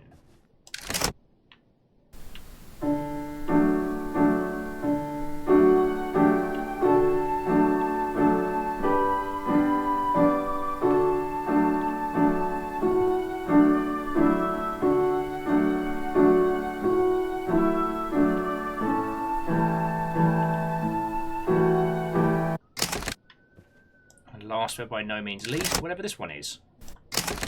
No!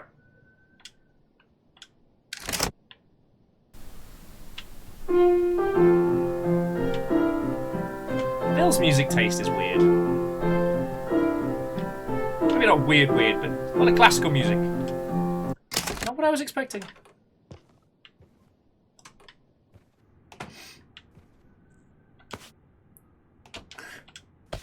Oh yeah, and you better believe I'm inspecting every asset it's gonna let me.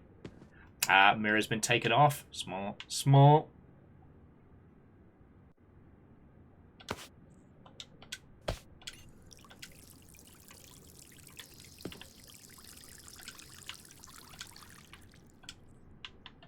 man, now I gotta pee.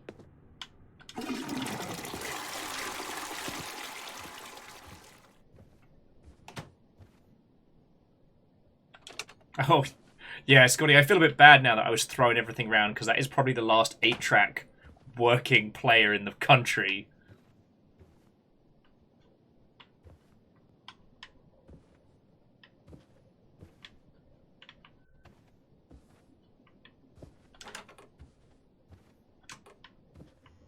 Oh, cool, this was our little, little photo lab.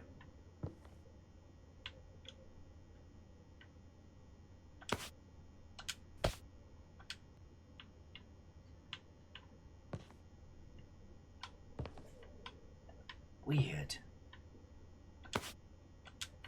Why does it feel like we were doing something we weren't supposed to? Not like in a sinister way, but why does it feel like we might have been keeping tabs on the body disposal?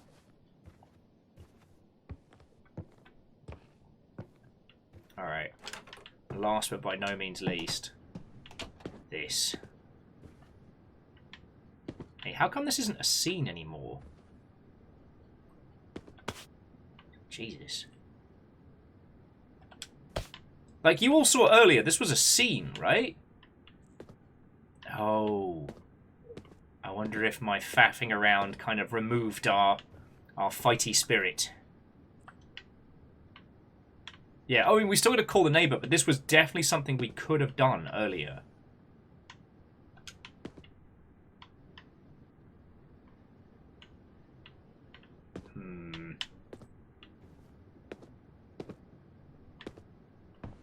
This ain't a scene. It's a goddamn arms race. God darn it. We'll try to have a meaningful moment. It's because I pissed about. It's because I pissed about looking at fish. All right. Well, let's call Edith.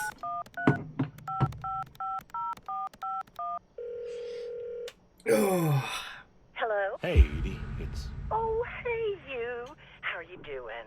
You know, I was just talking about you with Garth the other day. I said, Garth, you know, we ought to visit. Edie, listen, I don't mean to interrupt. It's just, I'm on a tight schedule, and I need you to do me a favor. A favor? Sure. What you need?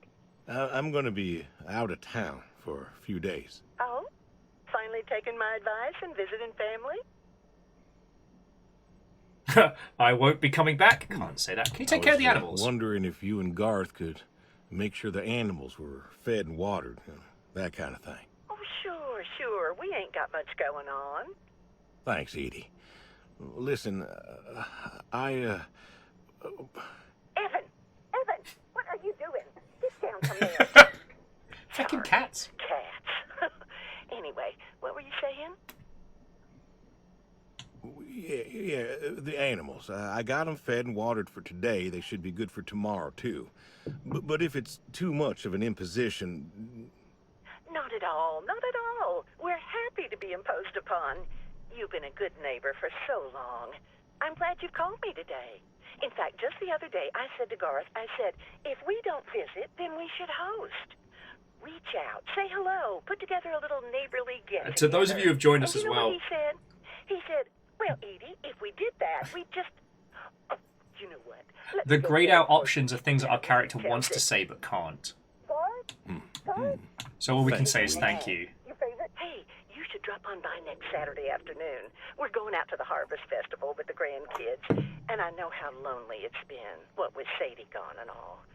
You should come with. Well, I appreciate the thought, Edie. I don't think I'll be back in town by then, though. Sorry. Oh, that's too bad. It's been real nice seeing you coming back to church again. Oh, it's been real nice being welcomed back. But now I gotta go. Chores and such. You know how it is. Oh, I sure do. Well, come on over sometime. Just got some gooseberries in. We're making pies, and we'd love to have you. I know they're your favorite. That they are. Gotta go now. See ya. So yeah, so again, to Brickmaster and peeps have just joined us, so we have told the shady folks we're not going to be disposing of bodies anymore. And we're going to say goodbye to the dog. Come on! How you been? I know I don't drop by as much as I ought. Our character doesn't think they are going to live through the night.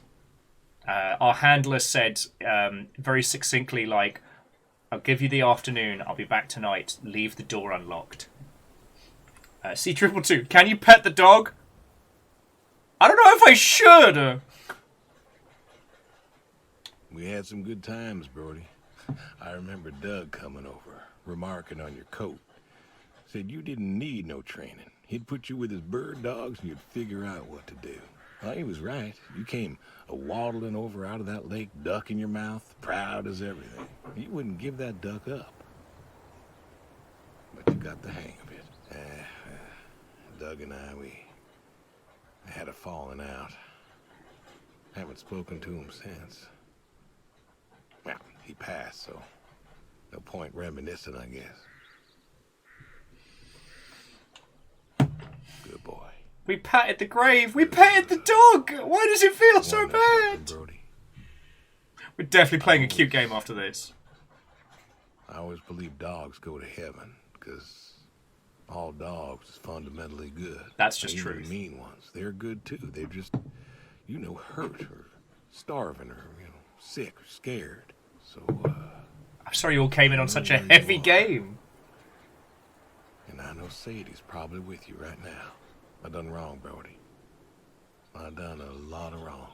And I don't know if I can make up for it. I want to tell you I'll see you soon, but the truth is I do not know. I don't know if I was good enough for you. Thankfully, Lizzie, this isn't my fault. I didn't do anything bad to the dog. Dog has passed before we started playing. This may be goodbye. I love you. And I miss you all the same. I will say, though, like, because of how this is set up, this doesn't feel heart-wrenching. This is... Get the shotgun from the cellar. Cook a meal. Alright, so... Oh, we're actually cooking up a curry.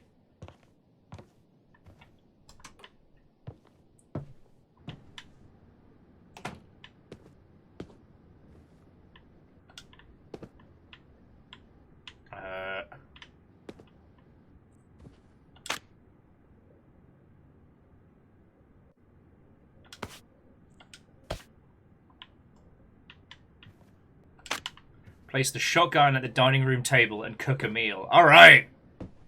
If any of you start hearing BFG Division,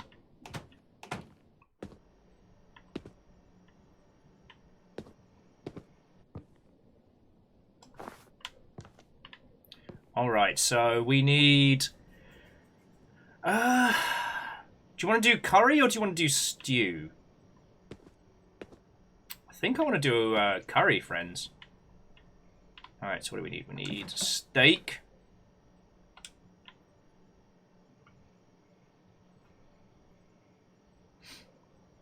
So steak, chop and cook, add stock, add curry powder.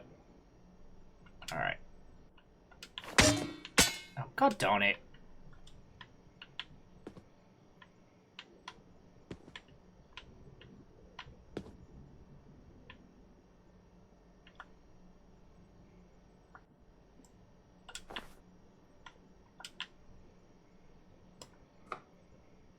There we go. Don't worry about it, friends. Don't worry about it. It's alright. We're going to cook it all the germs off. Yeah, so chop it and cook it. Alright, then we need some stock. Carrot, peas.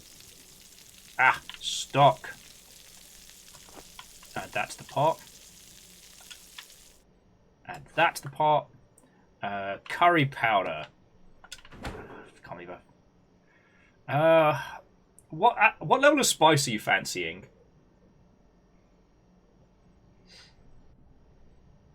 And Deus, you make a good point. If we're not expecting to see the morning, you know, sanitation. Let's go for the good and spicy. Oh, bacon wants medium. Mild. It's already hot as hell.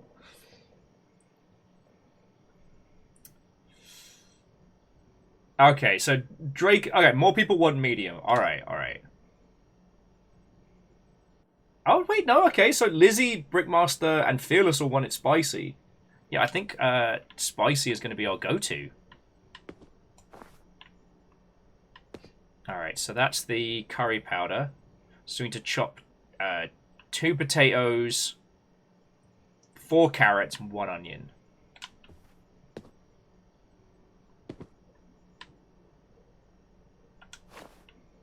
That's my fucking knife.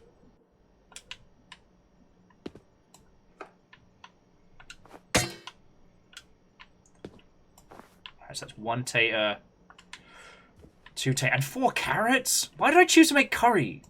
Could have made a simple dish, but no. Hop a char. Oh. I lost my fucking knife! Oh, potato! Alright. There we go, don't worry about it. Flour adds seasoning, it's fine. So that's 2 potatoes. And then, you know what? I'm just going to chuck them all over here.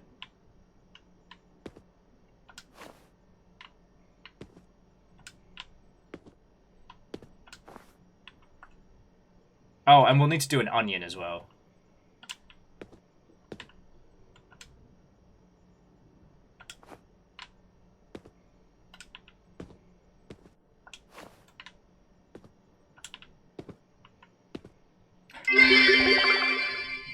And this, gentle viewer, is why Fiona does the cooking smile. Look, it's fine.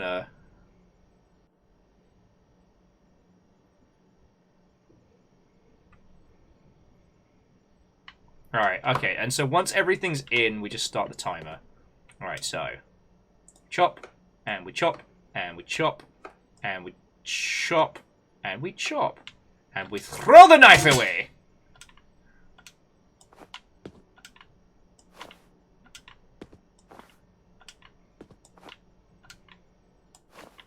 Well, that should be everything.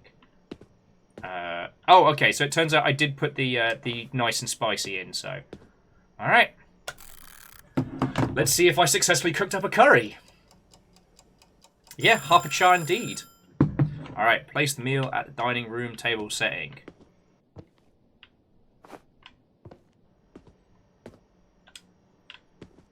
Oh, is this my last meal?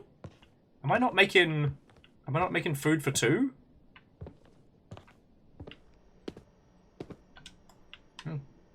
Sorry, Bubs, just food for me, I guess.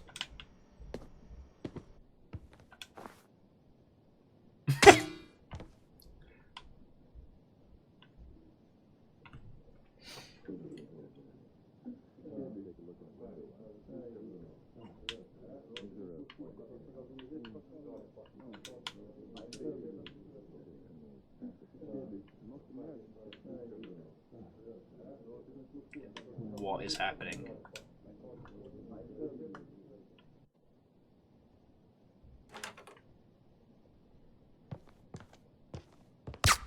Oh, fuck!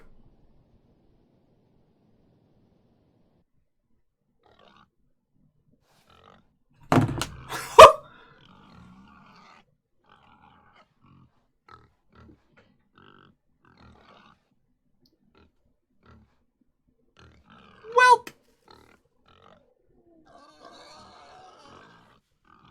I guess the curry wasn't that good. No, there wasn't anything I could do at that point.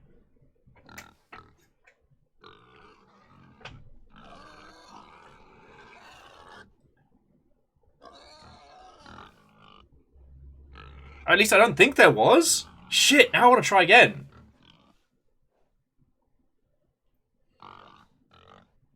Okay, so here's the thing. Do we want to? Because... Wait, fuck. Zalavi worked on this?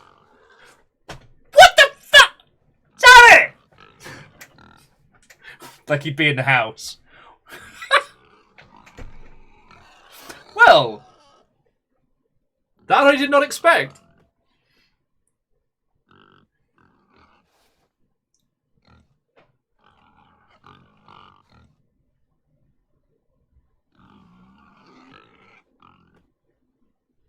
Well, I mean, that's the thing.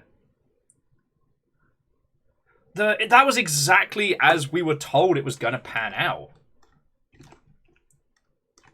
So quickly look over to Steam to see if there's, like, achievements we haven't gotten. Now, so this is the question, is like...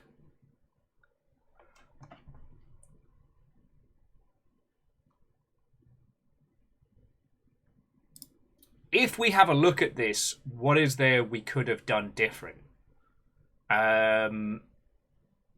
There's nothing on the achievement list that suggests like an alternate ending, but what if? What if? Well, Draco, it was lovely chatting with you. If you get the chance to play that game for yourself, I do recommend it. I mean, Steam Winter Sale will be kicking off in a few weeks. But thank you for coming through.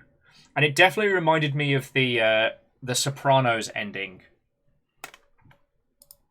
You know, you never hear the shot that gets you.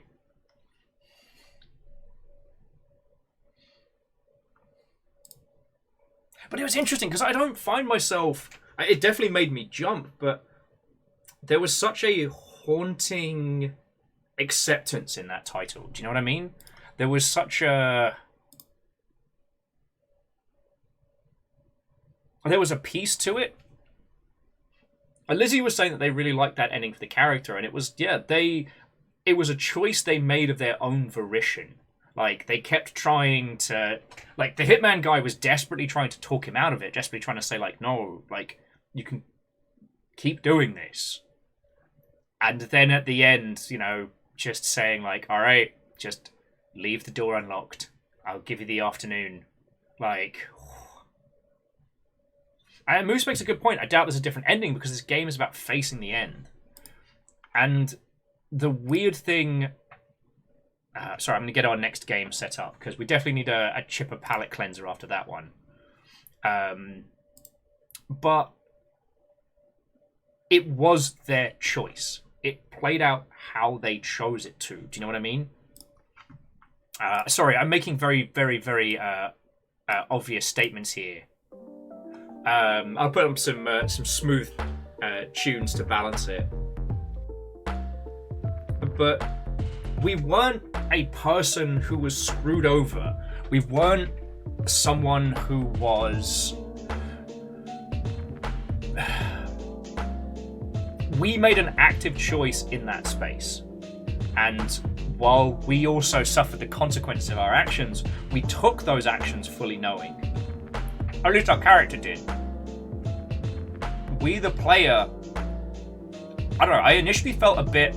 Oh, okay, I guess you get to choose this off the bat, but as we come to understand it, like, our role as the player is almost to understand why those choices have been made rather than to affect them.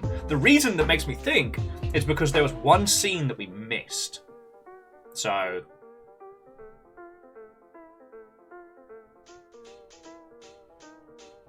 yeah. Okay, so friendos. That was fucking brilliant. We still have plenty of time. So the next game we're going to be playing is called Paradise Marsh. This is going to be a visual and thematic whiplash from our previous title. But if you have a look at the Steam store page, you'll see why. We're going to be exploring a gorgeous marshland area, trying to rescue the stars in the sky that have gone missing. And I think it is going to be beautiful. But I am desperate for the loo again. This is what I get for getting hydrated. My treat, instead of getting box wine, was buying a box of the Liquid Death, which is just sparkling water. But it's been really good for helping me not drink and stay healthy. So, yeah, it's helping me dry out a little bit. But it also means that I have to run to the bathroom. Brickmaster. I mean, Liquid TV Static. If TV Static tasted awesome, I don't know what it is. Someone explained it to me that it's something to do with the what they use with the carbonation is what gives it a little bit of a taste. It's real nice. Oh, anyway, wrong button. So friendos, please don't go anywhere. I'll be back in just a second, and we'll be playing Paradise Marsh.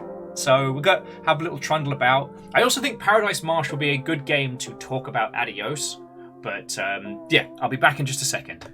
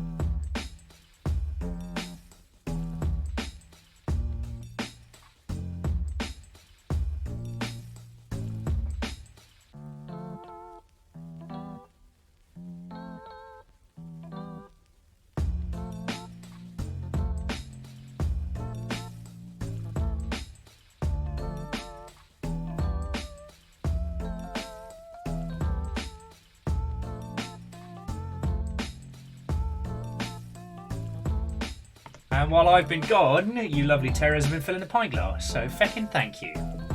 Hello, hello! Right! There is an inordinate number of us, and we have a beautiful game to jump into. So let's dispense with faffermancy and get started. I do feel like Adios is going to be one of those games. Reactor online. Sensors online. Hey, how you doing? Nominal. I think my subscription is old enough to have a midlife crisis right about now. In the words of the mighty Boosh, break it down now. And you're just in time. We are rotatey-potaty onto a very, very cute game next called Paradise Marsh. And I've been looking forward to showing you all. We just finished playing through Adios, which was really, really wonderful. And I didn't know Zalavir had worked on it. So I'll have to blep at them afterwards. Way cool. Brickmaster's going to be doing an art project while we're going. That's way cool. A good friend of mine used to do sketches of environments they found in things like Minecraft or Ark and stuff like that for doing like landscape studies, and I've always been impressed by that. It could be because I'm one of those people that doesn't have, you know, artistic talents in that regard, so I'm always in awe of people that do, you know.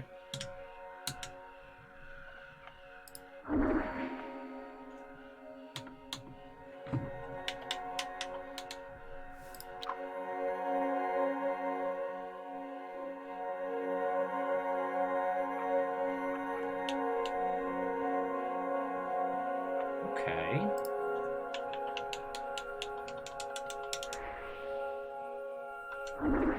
Okay, there we go.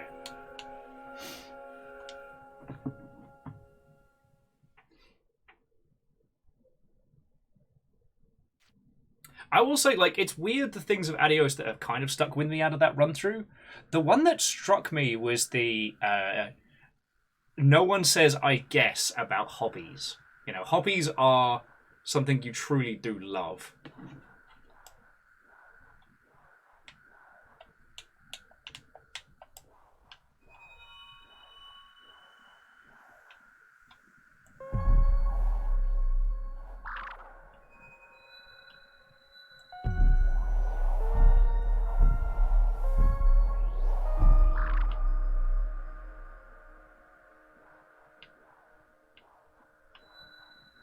Oh, I didn't link it back.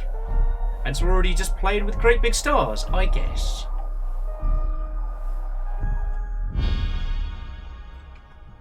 I made it better.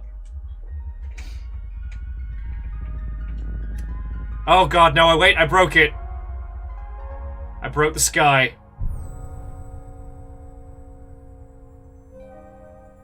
Ah, Peebles.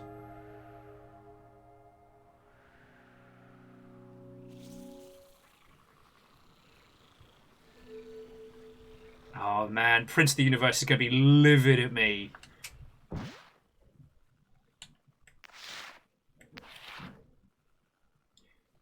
Quick swing, interact, sneak, and then draw. Okay.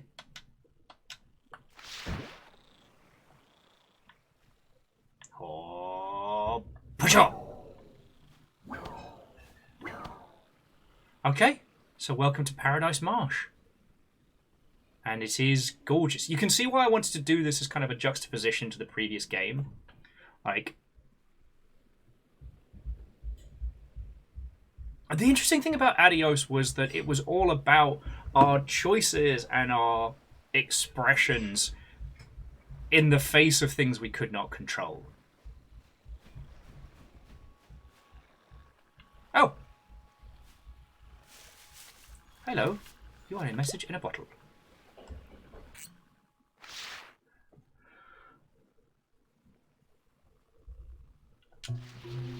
For an instant, the warmth of the sun felt so familiar. But, as soon as I opened my eyes, I couldn't recognize the surroundings. How could I have wandered this far from home? I shut my eyes, hoping the feeling would come back. only to find my restless heart pounding. Oh, a message has been found. Scotty, to answer your question, do we need the HEV suit for the ponds? Yeah. We need an HEV suit for day-to-day tasks. It's criminal that we're not allowed to just have an HEV suit on the regular. What do you think, tiny bug friend? But no bug was here. Only a little place to sit.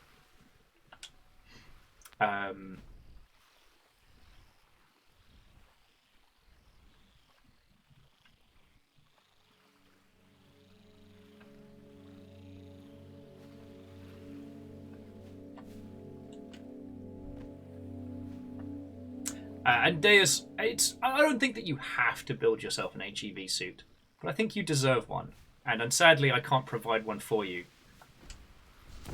Me and old Black Mesa aren't exactly on speaking terms. They're still mad about the incident, you know what I mean? You put one person's pie in the microwave too many times and start one little resonance cascade, and suddenly everyone's like, wah, wah, wah. Will's not allowed to have an HEV suit anymore. Wah, wah, wah. You know what I mean?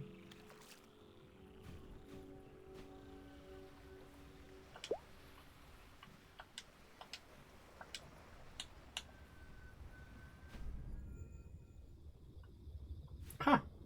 Strange dark obelisk of unknown origin? This seems fine.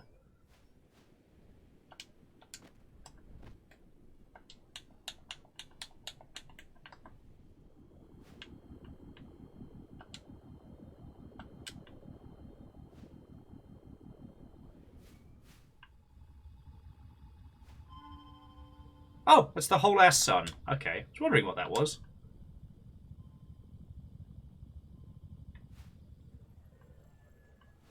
Tall, dark, and obelisk.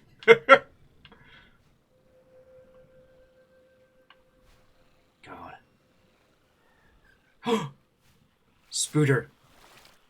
Rescue the Spooter. Yeah, I know, but it won't let me get my... Oh, there we go. Now, oh, okay. So we can pick that up. See, I'm learning. We can pick up the compass, but... No! Spider! Gotcha! One whole spider! Hello, friend! I shall name you Gregory the Spider. You are incredibly metal. Likes gloomy woods, autumn woods, frozen marsh. This incarnation of sternness, precision, and sometimes at the expense of the more vulnerable. Interesting. Gregory Spider! He shall be our brand new friend! Now let's go catch some fireflies, because those are fucking cool. Oh, jump! I'm catching bugs, I'm doing good. But no, I know I touched on it when we were playing Adios, but I want to talk about it again a little bit of how the advantage that games have over like linear mediums is that we ask the player to engage in the space in between moments. I mean, Adios was essentially like a whiskey blend of Depression Quest and Gone Home. You know, we gained so much of the story from these other elements, but it was telling kind of at first what I thought was going to be a mafia story, you know, the tale of, you know, the person who just wants to get out. And as the story unfolded, it became very evident that what they were really looking for was an end. They wanted to end things on their terms. It was a discussion about coming to an end on one's own terms. That's, at least to me, what that game felt about. You know, it wasn't about trying to fool the assassin so that you didn't have to worry about, I don't know... Ooh, what's this?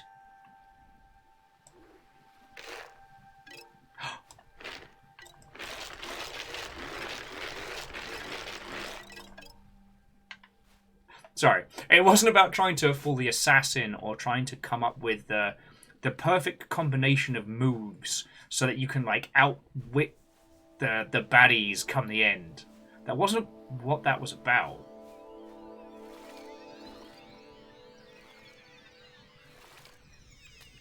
Me? Being silly, Kestrel? Hurt and offended. Now, if you excuse me, I have to put some stars back in the sky. Pachow!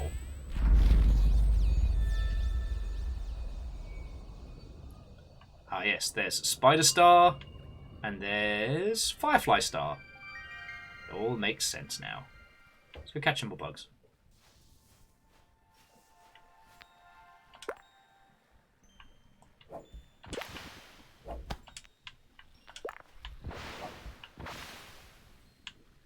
Okay.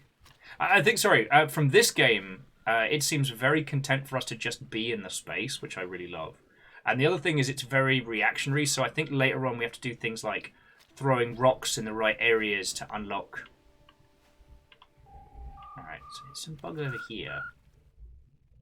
Making cute noises. The little crickets. Gotcha!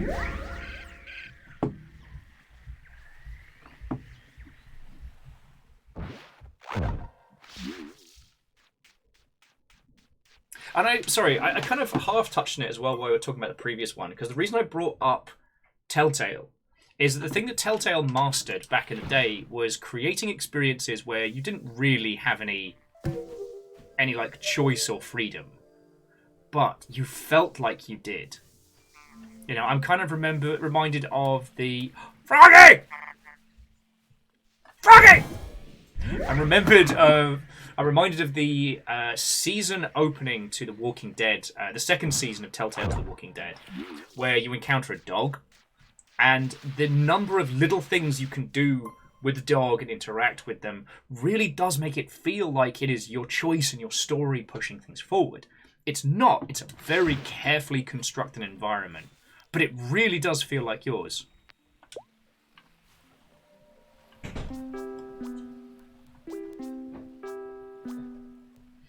This is reminding me more of Mirror Moon EP than of things like Alba, which I was not expecting. Like, hang on, am I still crouched? A little bit.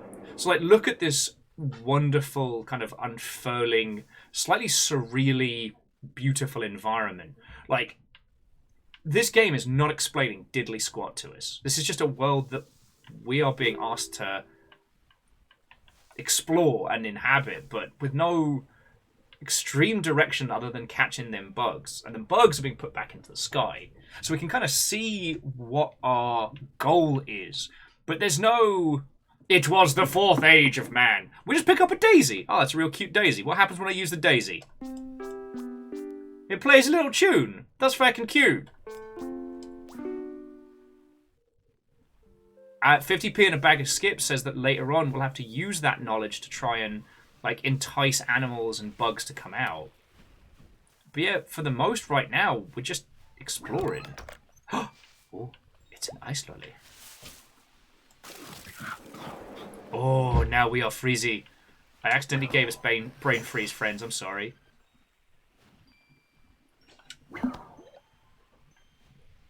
And it appears that there's quite a few things that just by bapping them once or twice with our little brolly that we can have an effect on. Alright, here's the bug. We're gonna be friends. We're gonna be friends! Love me! Fuck.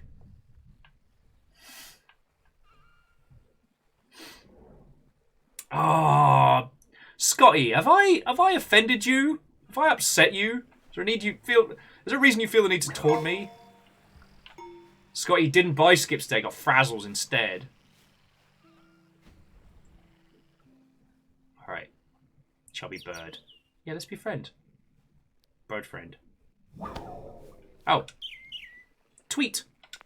Oh, shit. A little poetry to lighten your day. Under a rock, over a tree, as far as the eye could see. All living creatures, big or small, fancy the colours of fall. My name's Hank Birdman, and I'm here for poetry. I learnt it when I was down at coal mine. A coal canary, you see. Not a lot of people know that. Sorry. A Brickmaster is not an incredible voice, it is a terrible voice. And you lot shouldn't encourage me. Alright. Butterfly friend! Yes!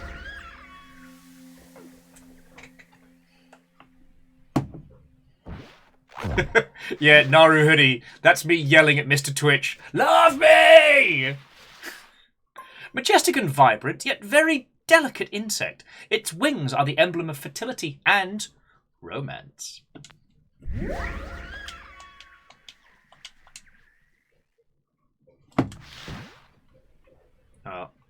All will fear my inconsistent voices. Alright, so we've caught a couple more.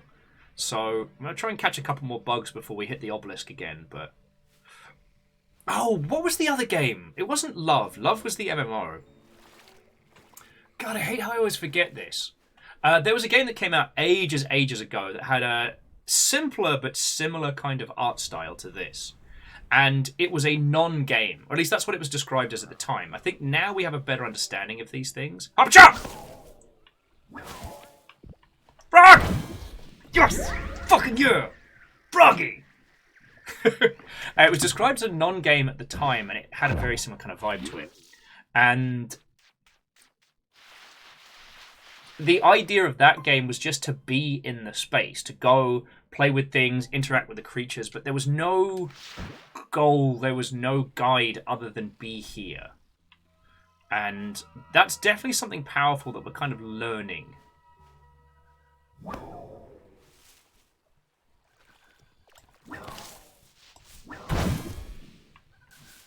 Okay. Naruhoodie, was it Elion? Let me have a look. I think you're right. With all the cute little...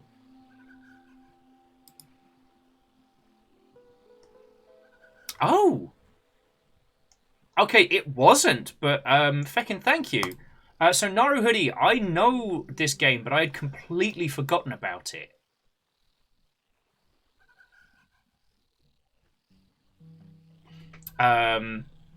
So that isn't the one I was thinking of, but feck yes. This one looks brilliant. And especially as we've been kind of on like a post-human kicker. Sorry, for those of you who just joined us, I've only just found the longship. So post-human or post-humanity refers to games which... It's not post-apocalyptic. The planet isn't over, but humanity is gone. There may yet be the aftermaths and... Aw, look at lovely carrots. Twisty carrots.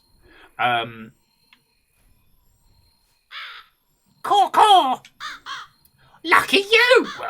I just finished writing this. Ready to dive into the storm of words? Deep in the air? Deep in the air a cold whisper blossoms amidst the trees torn asunder. Decay! Decay! In the golden rain! But not the golden rain you're thinking of. That's gross. Wind bites like a familiar echo. Like the whistle of a distant train. Reminding me it's time to go. Yeah, Kestrel. Thanks, Spider Star. Hey, Phyllis, tell the cats we say. Yeah, Naru, open mic night gets weird when the crow steps up.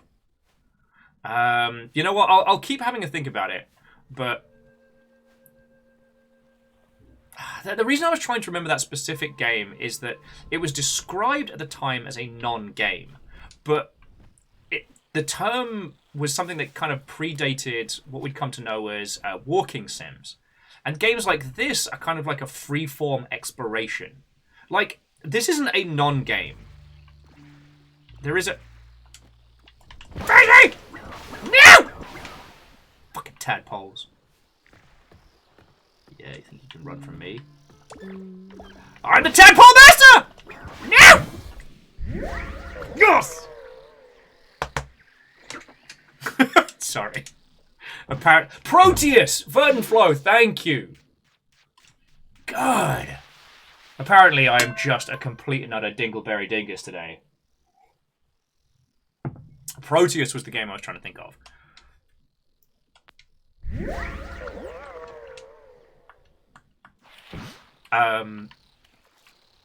But the thing is, Proteus was another one that was very, very influential. Like, a lot of people played Proteus and went, what if we just made games you could be in the space? One of my favourite games, even to this day, is still a game called Mirror Moon EP, which starts off appearing as if it's going to be another walking sim, another non-game, but is actually a game about trying to understand alien environments and alien architecture, cracking puzzles in a language you don't quite understand, in a spaceship you don't know how to run.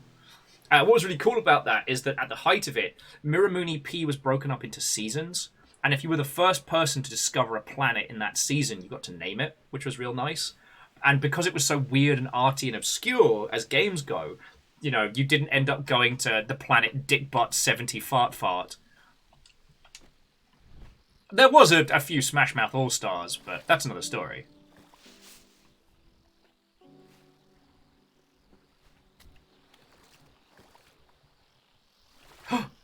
Bees. Alright, we'll see if we can sneak up on them. Bees make the honey. Honey makes the mead. Bees belong to me! You better believe it!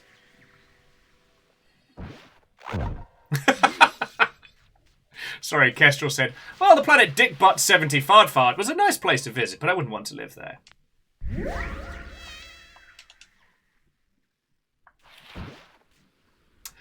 Okay, so Brickmaster. I'm not saying this because... So, what became of Edith Finch was a fascinating... biting point. Let me get my words together. That was like dial-up modem, but for dictionaries. So what became of Edith Finch is brilliant and fascinating. And that's another one that feels like you can go anywhere, do anything, and explore everything. In actuality, it's a very tightly controlled experience and has some of the best examples of play. And Brickmaster, again, I'm not saying this to pick on you. What became of Edith Finch is an incredible game because it cannot be done as any other medium. It can't be a book. It can't be a TV show or a movie. It can only be a game because it uses both your understanding of games and your playing in the space to make poignant experiences that aren't really conveyed just through words or audio or what have you. Now, the game we just played, Adios, gorgeous, love it. But it could be done as another kind of show or another kind of experience. It'd be different, and it would need to take more time to earn what it is. But as we saw with, what's Arnie's film? Is it Mandy? No, Mandy's the Nick Cage one. Arnie was in a zombie film, which is a zombie film that's not about zombies, and does a brilliant job of capturing that same, like, exhausted but caring type character. It's not impossible. But what became of Edith Finch is something you couldn't do in another medium. I'm going to pick on the most famous part of that, which is where you're playing as a person who works in a canning factory. And this person is so done with their job and with life, they start to imagine a new life, a fantasy. And the way it works is that you're playing the game with two hands. So on the one hand, with the mouse, you'll take a fish, you put it onto the conveyor belt, it chops the head off, the head drops away, and you throw the good bits into one pile, and the head goes in the other. But then, with your other hand, you start playing out this fantasy game. At first, it's very simplistic, ASWD, up, down, left, right. It's a very simple, like, top-down RPG thing. But as the person goes deeper and deeper into their fantasy, the RPG game you're playing here becomes more and more complex, whilst you're still continuing to chop the heads off a fish to do your mundane day job. And that whole thing comes up in a crescendo, which is one of the great moments in video gaming. The only reason I haven't streamed it with you all is that there are some topics that game deals with that I don't think I could do justice in a group setting. There's one whole scene which is sadly about a young child passing away that is so beautiful and so poetic. I'm afraid of streaming it. There's also a bit where you turn into a shark, and that scared the piss out of me, so go figure. Like, with Edith Finch, it's simultaneously an incredibly poignant, incredibly personal story that's played out on a ridiculous scale. Pumpkins. Pumpkins. I must apologise, friends, because I think I lost my train of thought on where I was going with this long ramble about Edith Finch and stuff like that. But I think I just wanted to mention just how wonderful and beautiful What Remains of Edith Finch is as a game. And that I guess the reason we haven't streamed it is that it's stayed with me even now. God, I don't know how to quite put all of it into words and how wonderful it is. But Edith Finch uses the very language of video games to show you something outlandish that hits like something so personal. No, Meowkity Sakura, we haven't streamed it.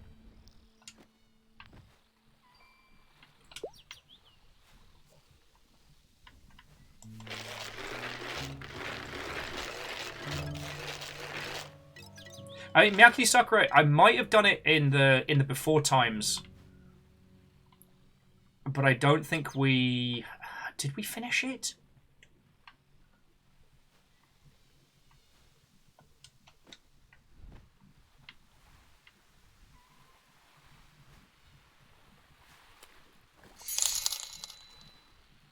I'm pleased to inform everyone that I'm currently cooking chicken breasts after 14 hours in a peppercorn garlic marinade, topped with onion, herb, and applewood seasoning, to be served atop roasted mushroom, onion.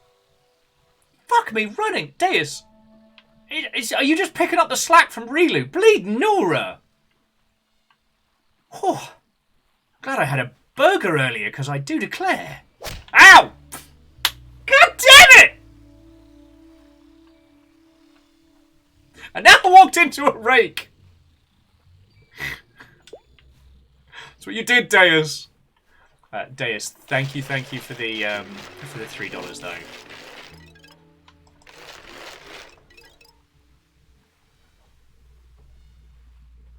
though. That's comedy. I do try, and sometimes I'm just exceedingly trying.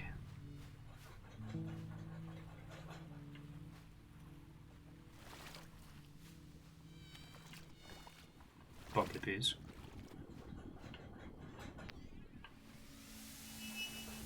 Alright, so if we want to, we can take all that we've added so far, release it up into the sky. No, just standard star stuff. You know how it is, friends.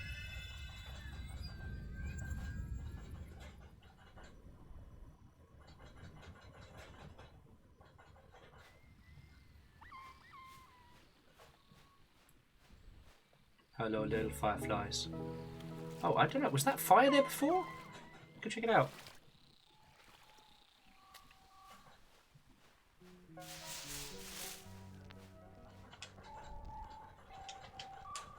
No, I want to sit and watch the